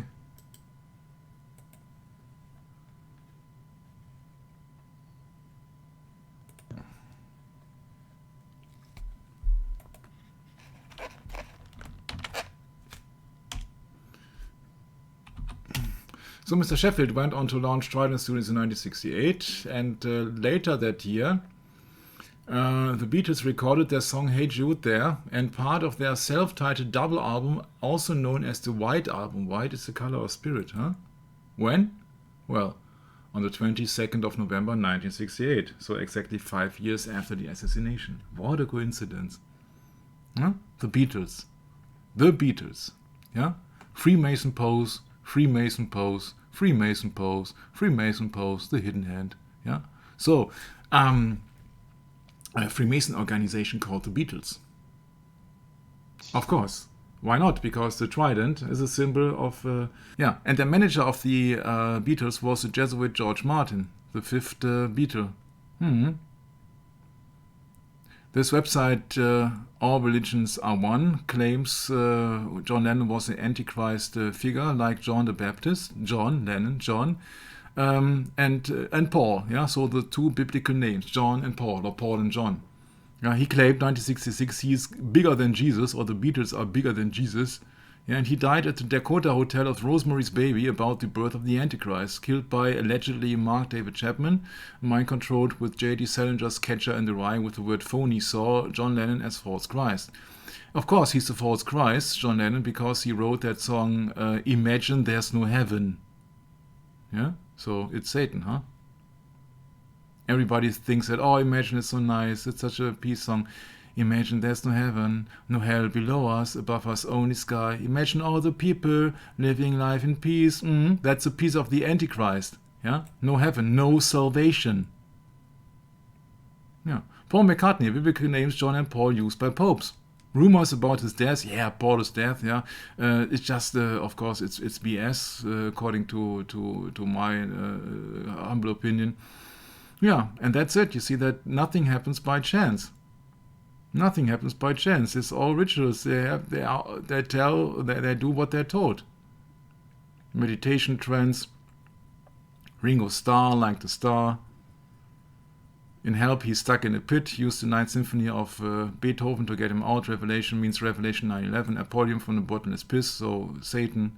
After the death of JFK, the website claims the Beatles invaded the US as the Army of the East from Revelation 9 at the JFK airport. Ringo Starr played in the Magic Christian. Yeah, that is correct. And the name beetle does not come from their hair, but from Egyptian mythology. The dung beetle, Khepri, pushes the sun in the sky, is associated with revolution. Crowley, the winged beetle, stands for the thalamus in the brain, and constellation Cancer, the chariot. And this is kind of rebirth. Yeah, so that is the origin of the Beatles is most likely also Satanism, called the winged beetle. That's a poem by Aleister Crowley. And Aleister Crowley has been famously covered on the front picture of the Sgt. Pepper's Lonely Heart Club's band. What a coincidence. Yeah? It's also that Antichrist Adolf Hitler, or in the Antichrist spirit, Adolf Hitler promoted the Volkswagen Beetle. The Volkswagen Beetle. In Rosemary's Baby, Victoria dies at a Volkswagen Beetle as a symbol of death, regeneration of the new. And do you think that is an accident here, that they were using a Volkswagen Beetle in the background of the famous Abbey Road cover? And there's an advert here. If Ted Kennedy drove a Volkswagen, he'd be president today. Yeah? So you always have a resemblance from Kennedy, also, and Beatles, Freemason to a Beetle. The Volkswagen Beetle, officially the Volkswagen Type 1, informally in German the Käfer, meaning the beetle, or in English-speaking word the bug, and many other nicknames, is an economy car from Volkswagen created in 1938. And that's also wrong, because it was officially created by Professor Porsche from that famous car company, but that was plagiarism, because it actually has been created by Béla Barrényi. Yeah, that's an East Europe engineer. I think he was then losing his job and everything else, and you find that on an order page of Mercedes-Benz. Yeah, you find not that information on the Porsche page. I suggest. Yeah, so this is just also Porsche is also just pure serving Hitler. Yeah, Professor Porsche. So when Jeremy Clarkson said once again to the 9/11, yeah, why do you think it's so simple, yeah? Why do you think is that car that successful, the 911 of Porsche, huh? Why is it so successful? It's Revelation 9/11. 9/11. Yeah, it's like 9/11 in America. Yeah. And the bug was not created by Mr. Porsche, allegedly, but by Mr. Béla Barrényi, Hungarian engineer from Austria-Hungary. Yeah. From 1925, 5 years before Ferdinand Porsche claimed to have made his initial version.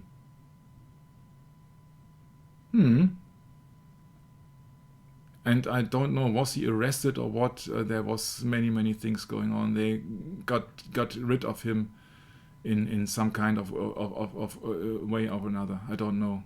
Yeah, but he had never seen the big money. The big money was going to Porsche and Volkswagen and all the things. Yeah, he also developed the concept of a crumble zone when he came up in 1937. Yeah, so these are the people who are not known when it comes down to truth. It's just it's lies everywhere, Brett. You see, you can't do 20,000, 100,000 pages on that. You will never stop. Yeah, ISIS ritual, Jihadi John. At the end of the ritual, a man in black played Imagine at the Bataclan Club in Paris. I have not looked it up. Yeah, one eye symbolism with the Beatles. Yeah, so Beatles is clearly a Freemason organization from the United Kingdom. Yeah. Black and white, of course. Black and white and one eye symbolism, yes. Yeah. That's It goes on and on and on and on. You see the death of JFK occurred 22/11/33, and the White Album was being released on 22/11. Yeah, that's 33. 33 being the high number in Freemasonry. Yeah, so Beatles are most likely Freemason, but it's not only Beatles. Yeah. Yellow Submarine with blue meanies, meaning bluebirds of dissociation, like the Bluebird program. Yeah, Abbey Road. Their legs are forming Master Mason. Billions of people, I think, know that cover, but do not know the real meaning behind it. That's Master Mason. Everybody says, oh yeah, that's a dead Paul. He's walking barefoot, and that's a sign for being dead in a coffin or so. That's just, they are laughing. They are laughing at us. Yeah, this is This is Master Mason. Master Mason is the third, Hiram Abiff, Brett? The ritual, JFK killing. Yeah, this is also reference to this Master Mason 30 Green Freemason here from Hiram Abiff. Abbey Road, 1968. My, you see that, don't tell me, is it 1968 Abbey Road or is it 1969? It is 1969, sorry. Yeah, but nevertheless, you see that's also remembrance to Freemasons. Also, you see a Beatle here in the background. And that's not all, of course. That's not all. Yeah, the Beatles, Yesterday and Again, and you thought that was a nice boy band, huh? That's a cover which did not make it for several reasons, I think. Yeah. And these are not something else about Abbey Road. Wasn't that, Michael, you pointing that out earlier, that Abbey Road was it also... It will come. It's Abbey Road, sure. It's an abbey, yeah. It has something to do with the church, Brad. Yes, that's right. That's what I was looking for. Yeah, but that is also a frame, like in the Zapruder movie. So that is what you are supposed to see. As an exoteric. You don't know that it's Master Mason.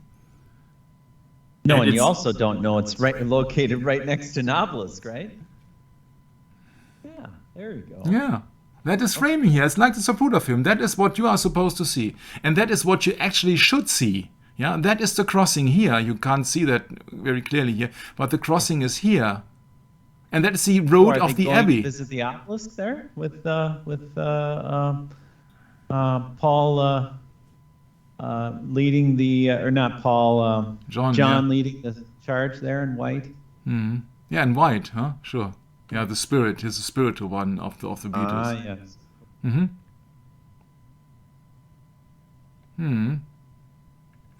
Yeah, that's Abbey Road. Yeah. Yeah, John, Paul, George, and Ringo makes you think of the popes, doesn't it? Yeah. John, Paul too, you know. Yeah. Yeah, and also of the four evangelists, huh? Yeah, right. Yeah, it's also for people, huh? Maybe. Yeah. So they also have released a song called Happiness is a Warm Gun. Huh? That means it's a double entree for Guns and his sexual desire for Yoko Ono. Yeah, but look at the song text. She's not a girl who misses much. Yeah, she's well acquainted with the touch of the velvet hand, like a lizard on a window pane. And maybe that has more to do like Yoko Ono. I don't know. Happiness is a Warm Gun could also suit to Jackie Kennedy, but I think that's a stretch. But other well-known albums and songs recorded at the Trident Studios include Elton John's Candle in the Wind, David Bowie's Live on Mars, Changes and the Rise and Fall of Ziggy Stardust, and Queen's album Queen, Queen 2, and Sheer Heart Attack. And of course, yeah, Queen and David Bowie collaborated and Under Pressure, #1. From 72 to 75, under one of his companies within the Trident Group, was also the original manager of the British rock band Queen. Sure. Yeah. You can imagine that Trident, that he has ties to Freemasonry. Yeah, Death on Two Legs. Tearing Me Apart. That's the song about the manager here. Death on Two Legs. In 1975, the Jesuitically trained androgynous Freddie Mercury, Bohemian Rhapsody, Making Signs of Skull and Bones, and also about the wedding, the alchemical wedding in Bohemia from King Frederick. Yeah, Bohemian Rhapsody scene. Bohemian King Frederick V and Elizabeth Stewart with Rosicrucian Michael Mayer a few months after the death of Freddie Mercury in 1992, according to that website, of course. And that is the logo of Queen, with the phoenix. And of course with the king or the crown of the king or the queen. What does William Cooper tells us about the Freemasonry? He says in Babylon Mystery 27, today the phoenix nested in flames and symbolize initiation and adept. And look at the symbol of queen with the phoenix on top. So you got already one hint, Trident Studios, Freemason or Kabbalah. And the second hint is the logo of queen, meaning the phoenix, the symbol of rebirth in the Egyptian mysteries. And of course, that is of course one part of the religionist belief in the Freemasons. Yeah. Further, he says that they would not surely die and that they would be as gods. Of course, that's a biblical reference to Genesis 3. Yeah, that's rebirth. Yeah, but the pagan way, so without Jesus Christ, of course. Yeah. So, can it be that Queen also is Freemasonry? Because the phoenix is the same as the Ford Thunderbird, identical meaning as the phoenix. Yeah, so they're worshipping the phoenix on a Ford automobile. And you know that Ford was a 33-degree Freemason, right? But that's just the start, or not 30-degree, 33-degree Freemason. So, yeah, you also have it on a Pontiac, named after an Indian chief. Yeah, the phoenix, a firebird. Yeah, that's a firebird here. Yeah, that's very famous for, well known for Mr. Burt Reynolds. What's that here? Oh, that's just, no, I don't know what that means. Yeah, but they tell you in Freemasonry that there are no higher steps than the 33-degree. Yeah. Yeah. And I have another opinion about that. Maybe Mr. Alfred Hitchcock has another idea, because he has released a movie called The 39 Steps, and he was Jesuitically trained. And also, every time you see a lodge, that could also mean that they are being controlled by Freemasons. This is the world-famous Muppet Show. And in the movie of 1935, I think it was, the 39 Steps, 1935, that's very strange because two suspects are fleeing. Where to? Yeah, because of the mysterious 39 steps, which have stolen secret documents. They have to flee to a certain location in Scotland for the leader of the spies. Yeah, Scotland, huh? Scottish Rite. Yeah, but it's just my suggestion.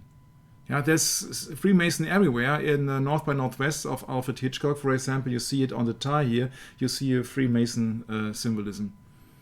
Yeah, in the 39 Steps, the murder occurred right from the lodge. Yeah, there's someone hiding in the lodge in the shadow. Yeah, and you see that one here at the end of the movie. You see him trying to escape from that lodge. Yeah, but he murdered clearly Mr. Memory, who was standing here and wanted to tell the audience what the 39 Steps is. It's a collaboration of spies. And what is Freemasonry other than a collaboration of spies?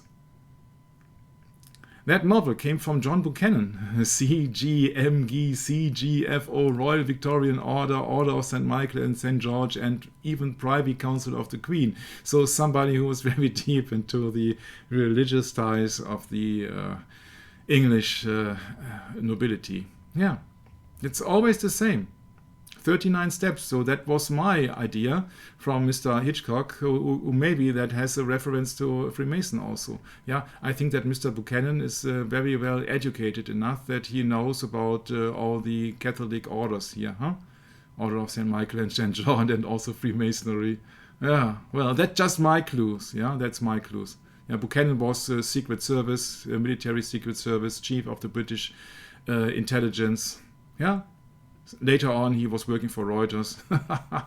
Yeah, these are no ordinary writers. Yeah, these are people coming from secret services. Yeah, and that's what I suppose that also Muppet Show is just a Freemason programming.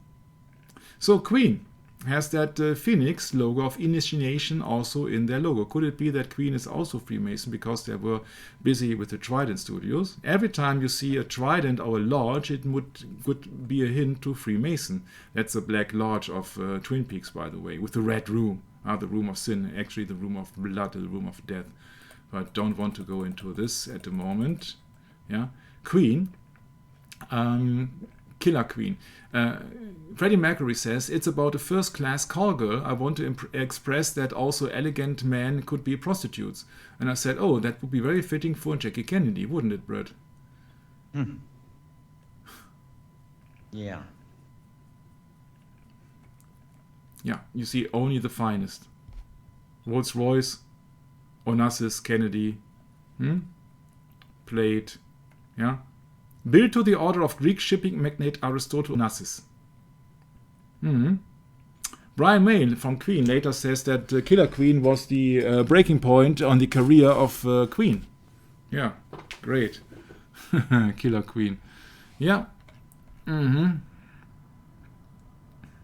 So that's the lyrics. Killer Queen, 1974. She keeps a Moët and Chardon, that's a high-level, high society champagne, in a pretty cabinet. Let them eat cake, she says, just like Marie Antoinette. That's French Revolution. Yeah, that's guillotine, that's murder, huh? A built-in remedy for Khrushchev and Kennedy. Yeah, and both of them actually met, and you see the first hint to Kennedy here in that lyrics of Killer Queen. At any time an invitation you can't decline, caviar and cigarettes.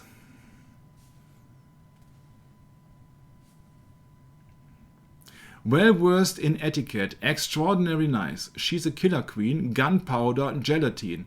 Most people say that, okay, that's the white powder or the white smoke above Kennedy's head, and gelatine is then the brain tissue. Dynamite with a laser beam can mean that it's an explosion with precision. Guaranteed to blow your mind. Yeah, and that's what happened to JFK. They blew his mind. Anytime. Yeah, and that's very interesting reference. And where do they have this inside information, Queen? Well, if they are Freemasons, if they are recording in the Trident Studios, if they have a Phoenix logo, and there's more to it. Recommended at the price, insatiable and appetite wanna try. To avoid complications, she never kept the same address. In conversations, she spoke like the Baroness, so nobility. Remember that her sister is nobility, princess? Met a man from China could hint to the height of Aristotle Onassis, who was only 5'5". Met a man from China, so from far away. So from the position of the United States, Greece is very far away. Okay? Yeah, he cannot tell from China, and you see that would be too obvious, I think. So that's Aristotle Onassis. Went down to Geisha Minor. And Turkey, for example, is being known here as Asia Minor. That's sounds almost the same, but it's Asia Minor. Yeah, so Geisha Minor or Asia Minor is phonetically almost the same, I think. Yeah, Asia Minor. Yeah, Kleinasien. Little Asia. Yeah, usually it's been it's meant Turkey, but you see that Greece is very close to that. Okay, let's move on. That's the island Scorpius, private island. Yeah, and that is here Turkey. That would be Asia Minor. Yeah, not Geisha Minor, but Asia Minor. Killer Queen, she's a killer queen. Then again, incidentally, if you're that way inclined, perfume came naturally from Paris. Yeah, you remember that she was in Paris 1950-51 and the allegedly 3 months CIA training in Paris. What a coincidence. Of course, much perfume comes from Paris. For cars, she couldn't care less, sure, yeah. But actually, it's very interesting that about the killing of the queen or the queen killing is related to Paris and to cars. Yeah, it has something to do with cars. Yeah, they would not have expressed cars if it would not be of importance. Yeah, she couldn't care less, but you see, cars have been mentioned there. Yeah, so that is a hint. Next coming up. Job of a hat, she's as willing as. Playful as a pussycat, then momentarily out of action, temporarily out of gas, could also mean to the brake lights of the presidential limousine. Oh, a rhyme. Huh? Yeah, she drives you wild, blah, blah, blah, and the same, wanna try. That's Freddie Mercury in 1974. the big hit for Queen. And 1 year later, in a concert, I will present an insert here, which we already have done on our satanic music agenda, exposed. He said that he's got a present from the devil himself. Yeah? So he's a Satanist, sorry. He's not a Zoroastrian. Yeah? He's a Satanist. Like my claws, they're real diamonds. It's a present from the devil himself. You don't believe me. They don't believe me. Yeah. So that was the Live at Rainbow Deluxe Queen edition. Yeah. Look at my claws. They are real diamonds. It's a present from the devil himself. You don't believe me? They don't believe me. Yeah.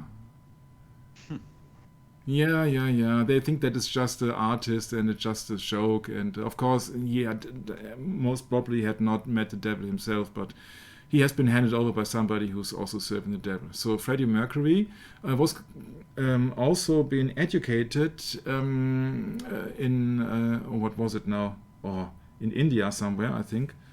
Oh my. And his parents, they had something to do with the service of the British ambassador. Yeah, so he has a little bit more insight than usual people. And he went to St. Peter's School, the Phoenix logo, like logo of Queen also, and St. Mary of the Jesuits in India. yeah, India. Yeah, you see? What a coincidence, huh? After the Zanzibar Revolution, he moved to UK. His name refers to Bohemian King Frederick V. John Dee's alchemical wedding with Elizabeth Stuart, Count of Mercury. And John Dee being the role model of James Bond. Wait a second. I thought the name was Queen, not King. Yeah, but Freddie, huh? Fred. Freddy. Crazy little thing called love. Yeah. And so it's always the same. You see that it's also Skull and Bones, but actually it is Osiris Risen. We are the champions could mean we are the initiates. Yeah, David Bowie is the same, one eye, and it's all the same. Yeah, David Bowie. It's always the same. You see that all the symbolism here with Freddie Mercury. Yeah, as above, so below. What do you expect? These are just the role models. These are just role models for to distract the people. Once again, you can't prove it, but I found an interesting video which goes, why did Freddie Mercury hide secret messages in his lyrics?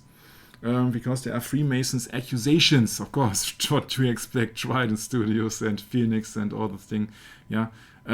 He was signing himself under an alias into hotels under the name of F. Mason, Brett. What a coincidence. Yeah. It's just a coincidence. Yeah. Some people think that there are misquotes. Yeah, history had been deliberately altered and to true reality and blah blah blah. But I'm just interested in the truth. So, what makes the song Bohemian Rhapsody so incredibly interesting is not only that it mixed with opera and rock and roll, but no one really knows what it's about, and none of these theories have been confirmed. Yeah, we made a video out of it, huh?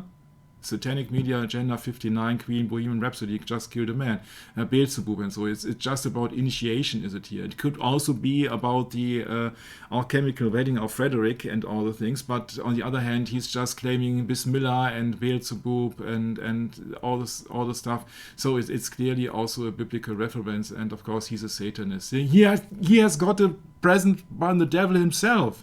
Yeah, what do you think that his belief system is? Of course, he's a star in this world, so it's, of course, look at the guy, yeah, he's bisexual and everything. Yeah. Going clubbing. What you mean, what you know what going clubbing means is it's drug and fornication. Identity crisis. Yeah, he's not an identity crisis. He knows exactly what he wants. Yeah, he does not want to become a star. He said he just wanted to become a legend. Yeah? Me. Beelzebub is identified in the New Testament as the devil, prince of demons. Yeah, it's the same name for... Yeah, of course. In the beginning of the songs, it says, is this the real life? Is this just fantasy? Yeah, of course, that is just another world. It's a spiritual world. But we have talked about that before.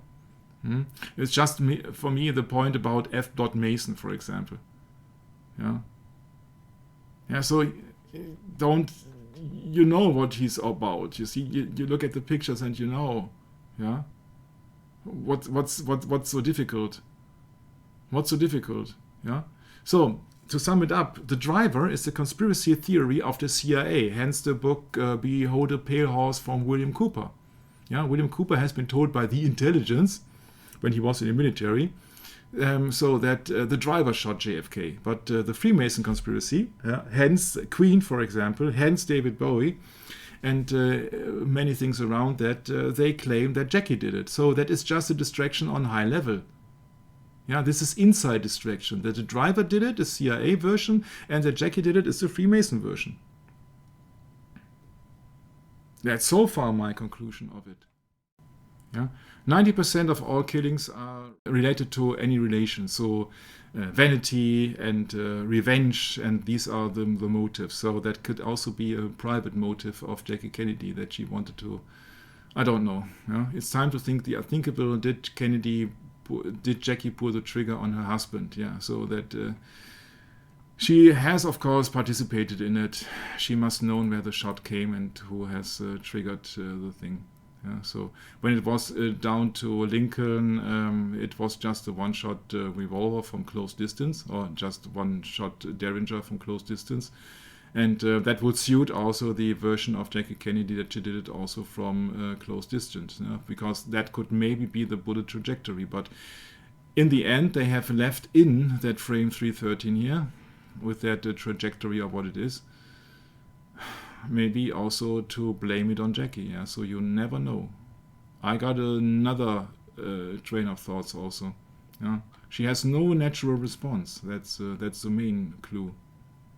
Yeah. You can't fake emotions when you don't have any. Yeah, of course there are several frames missing. Yeah, there are even assassination theories who say there was a shooter in the trunk. Yeah, everything is possible there. Yeah, of course the movie has been altered. And of course she is only in for the money. And maybe there are other hints too, because in 1975, remember that Killer Queen was 1974. In 1975 there was a single by the Electric Light Orchestra, coming also from United Kingdom as well. And they had an album called Face the Music, and they had a single called Evil Woman. And in Evil Woman, that's coming from that very special album, ELO, Electric Light Orchestra, one of my favorites back then, with an electric chair. Electric light, yeah. Face the music, so face the consequences, it means, Brett, right? I guess so, yeah. Yeah, so that's not a positive album cover, I'd say. Yeah, so this is the front cover and this is the back cover. Yeah, they are prisoners. Yeah? Maybe prisoners of their mind. They are just maybe on the other side of a mirror or so. Yeah, but that very strangely looks to some kind of magic, especially when you consider the second song on the second on the B side is called Strange Magic, and the third song on the first side is called Evil Woman. Yeah, Evil Woman has a very interesting text. You made a fool of me, but then broken dreams have got to end. There's a hole in my head where the rain comes in. And that's a hole in the head that Kennedy also had, Brett. Mm-hmm. Okay, it did not rain in Dallas, but you took my body and pled to win. But it's so interesting that Jeff Lynne, when asked, he said that I don't know any evil woman. I have read it at least somewhere. Yeah, and in Switzerland they claim, there's a passage of "The Hole in My Head Where the Rain Comes In" is a tribute of the Beatles song, Freemason, fixing a hole. But in fixing a hole, it is about school, and so it's just no thing about having a hole in the head. There is nothing. So we know that ELO is heavily related to Beatles, but there's a hole in my head where the rain comes in, and then Evil Woman, I say, that would be spot on to Jacqueline Kennedy. And Hole in the Head is especially the movie here with Frank Sinatra, A Hole in the Head, 1959, the same year when he was singing High Hopes for the JFK campaign, or 1 year later, JFK campaign, A Hole in the Head. Frank Sinatra. You see, this is Sinatra and this is JFK. A hole in the head. And Kennedy had a hole in the head. And Frank Sinatra, being, of course, participating in the mobster, mafia, he also played the leading role in The Manchurian Candidate in 1962 about the mind-controlled killing of someone which announces a JFK ritual. Yeah, what do you think? A hole in the head. There's a hole in the head where the rain comes in, and evil woman. Yeah, so that could be another hint. Ha ha, woman, what you gonna do? You destroyed all the virtues that the Lord gave you. Rode in from another town. Hit some gold, too hard to settle down. Evil woman. So I thought in an instant, I thought about Jackie Kennedy with the evil woman. Yeah, so that was my train of thoughts there, evil woman. Yeah, because she must know how it happened. She was there. And she was in for the money. Yeah, 23 years younger than Aristotle Onassis. And she was depicted in a newspaper as Nemesis, the true story of Aristotle Onassis, Jackie O, and the love triangle that brought down the Kennedys. Extraordinary story, blah blah blah, Peter Evans. Nemesis. Nemesis means the Greek goddess of vengeance. Personification of divine wrath from Greek nemesis, righteous anger. That's not a positive connotation. Greek goddess of anger, die hard with a vengeance. Yeah. A romantic triangle with Jackie and Bobby. Yeah, Onassis had become part of a romantic. I hope that it is that you can see it clearly here. In that article, it says it's unlikely that Maria Callas knew to what extent Onassis had become part of a romantic triangle with Jackie and Bobby. But she was aware by the early spring of 1965 that it was not well with their own relationship. Onassis accompanied her to New York for her two performances at Tosca at the Met. In truth, it was simply an opportunity for Onassis to spend some time with Jackie.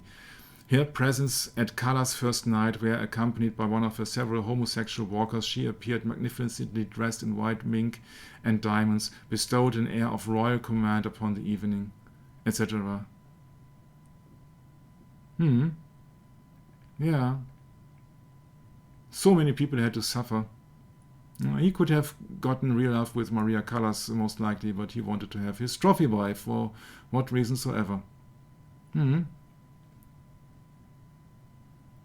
Yeah.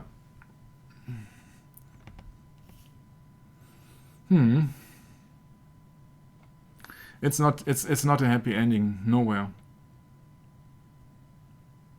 Nowhere happy endings, sorry. Yeah. Just in for fame, fortune, and won't help you in the end. Too heavy a price may be paid for wealth. That's so interesting to go within, but I'm really fed up with all the things around Jackie Kennedy, because I don't have nothing against her personally, but on an investigation level, you see that she's hiding so much, and it is just that you have to bear in fact that she betrayed most likely also her children. Yeah, that's... You see that it's a mess everywhere. It's a mess everywhere. Yeah, Die Morgenschild, Dallas, C. Harvey Oswald, everything is connected. Yeah, so that many people know exactly the truth, but you won't find the truth on the internet. At least if you're not initiated. And I'm glad that I'm not part of any order or any society. Yeah, but it's just a bunch of mess. It's just a bunch of mess. Michael, what I take out of this is that. It's obvious that after all these years and all this time since this act was, taken part on the president, that people really aren't interested in the truth. They'd rather have the money, along with Jackie. They're definitely, they go along with all the bread and circus, Michael. No different than Roman times. I mean, we're still in Roman times. That's the point. And things have not changed. They're not going to change. It's just going to be this way until Christ returns. So, yeah, it's a mess. You couldn't have put it better than that. It's truly a mess. The entire world is a mess. You see that if you go into science, if you go into music, if you go into media, if you go into politics, it's always a mess. All the people are lying to you. I would like to read more and talk more about the truth, which is Jesus Christ. And it's just about Psalms 2, that the kings of the earth have gathered a council together against the Lord and His anointed. That it's always the same. You see that there are no real Christians there, because these are all supreme beings here. They all serve a position high above any civilian. Yeah, they want to be supreme. Be it a governor, be it a secret. Want the hierarchy. They want the hierarchy. Want the hierarchy. That's the point. I think that's really where we're at. It's like people talking about the world order. You know, they want world order. So therefore, you get the United Nations. Well, we could talk about a whole slew of items that have already been gone over in great detail by Tom Fress of Inquisition Update. And look him up and look up the Global Vatican, and just take a listen to all of those series he did on the Global Vatican. You'll see exactly what we're talking about here, is that this, you know, they have to keep the cap on thing, and the only way they can keep the cap on this whole plot is to just completely attack anyone that would go against the official narrative. It's the same thing with anything we see today. You know, like what's going on right now in our current crisis, so-called health crisis. Give me a break. I think Michael and I and all our listeners, we're all sick of it. We're sick of it. But guess what? We have to endure. We have to endure. We have to get through this. So thank you, Michael, for bringing us this information and bringing us the real hard truth of it all. We got to endure through all this. We not only need to know our enemy, but we also need to know that we need to endure through the hard times, along with all of our unfortunate family and friends that have not the energy nor the patience to deal with this. We have to help them too. We can't just spit in the face of our enemy either. You know, the Bible's clearly telling us, love your enemy. Well, what does that mean? Rebuke him. That's what it means. Don't be afraid. Isn't that what we're supposed to do?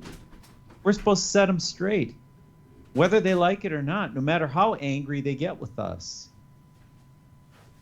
Because there's always tomorrow. They might wake up and start to really smell the coffee, the Roman coffee, as Tom always says. You know, that Roman coffee's been brewing for over 2,000 years. I think it's pretty well set by now.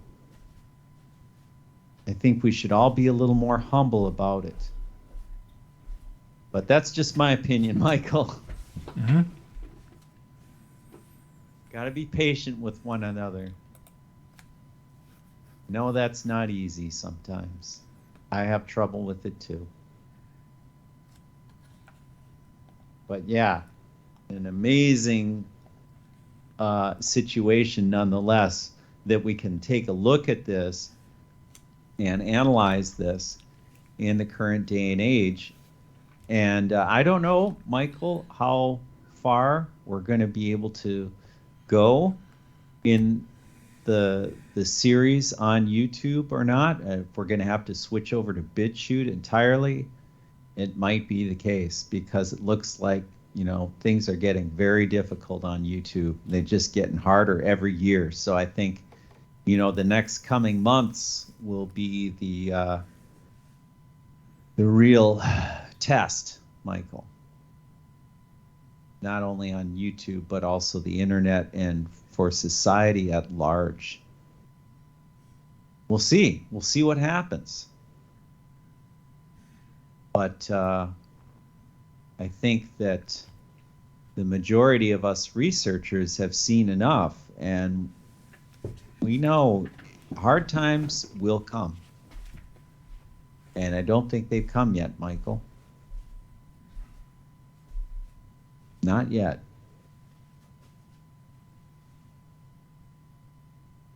But certainly we have had a test over the past couple of years, haven't we? We sure have. So who knows how much of the real freedoms are going to be sticking around for the long haul here in the next coming years. Because it looks like big trouble, like up in Canada, if you know what I'm talking about. It's coming down here too. It's going to come everywhere. We're all going to be tried. So that's the concern I have, Michael, is that we can endure the trial.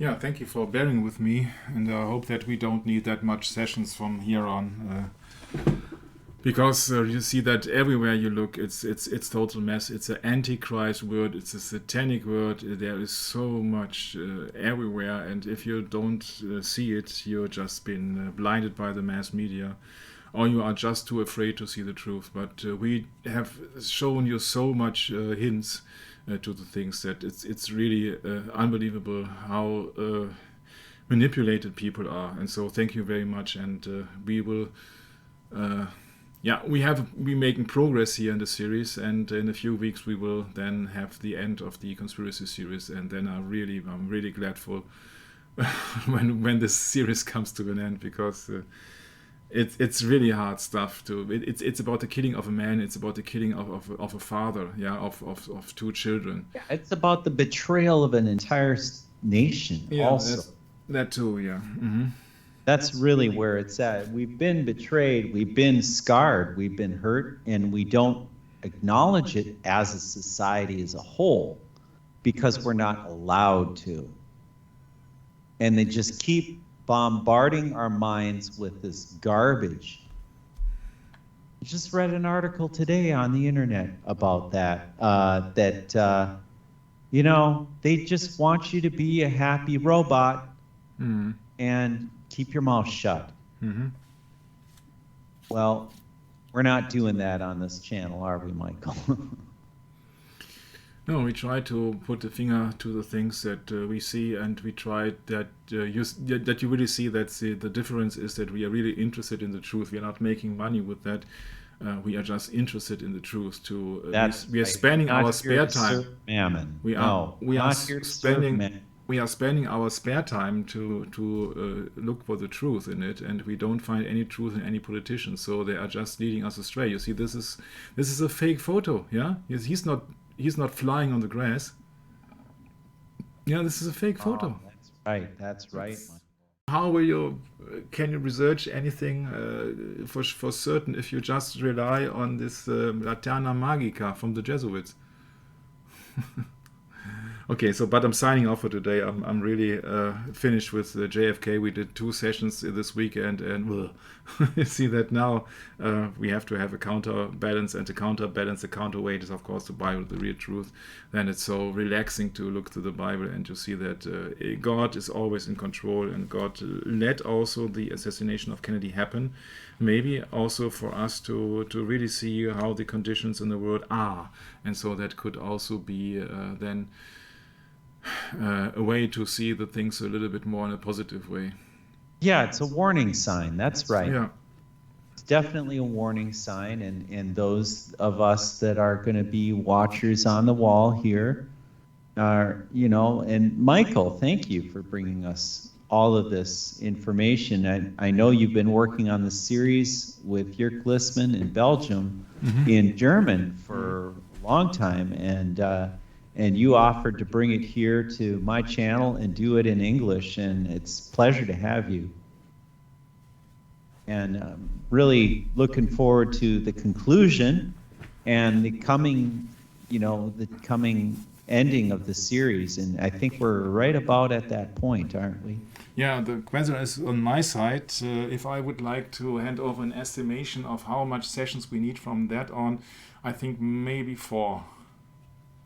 Because there's not much left, but this will be very interesting ones, because I think there will be some conclusions that we won't find almost nowhere. It's not for my personal. You see that it just that it does not make sense to tell the same thing all over again. I just want to have points also pointing to the real background of all the mess in the politics, and so that I think that will be very interesting to look upon that from a biblical standpoint, because that was missing for several sessions. We were just looking from a secular standpoint, but we will soon look at from a biblical standpoint also, or from a clerical standpoint. So, okay, so I'm signing off. Thank you very much for having me, and God bless until the next time, Brad. Maranatha. Maranatha.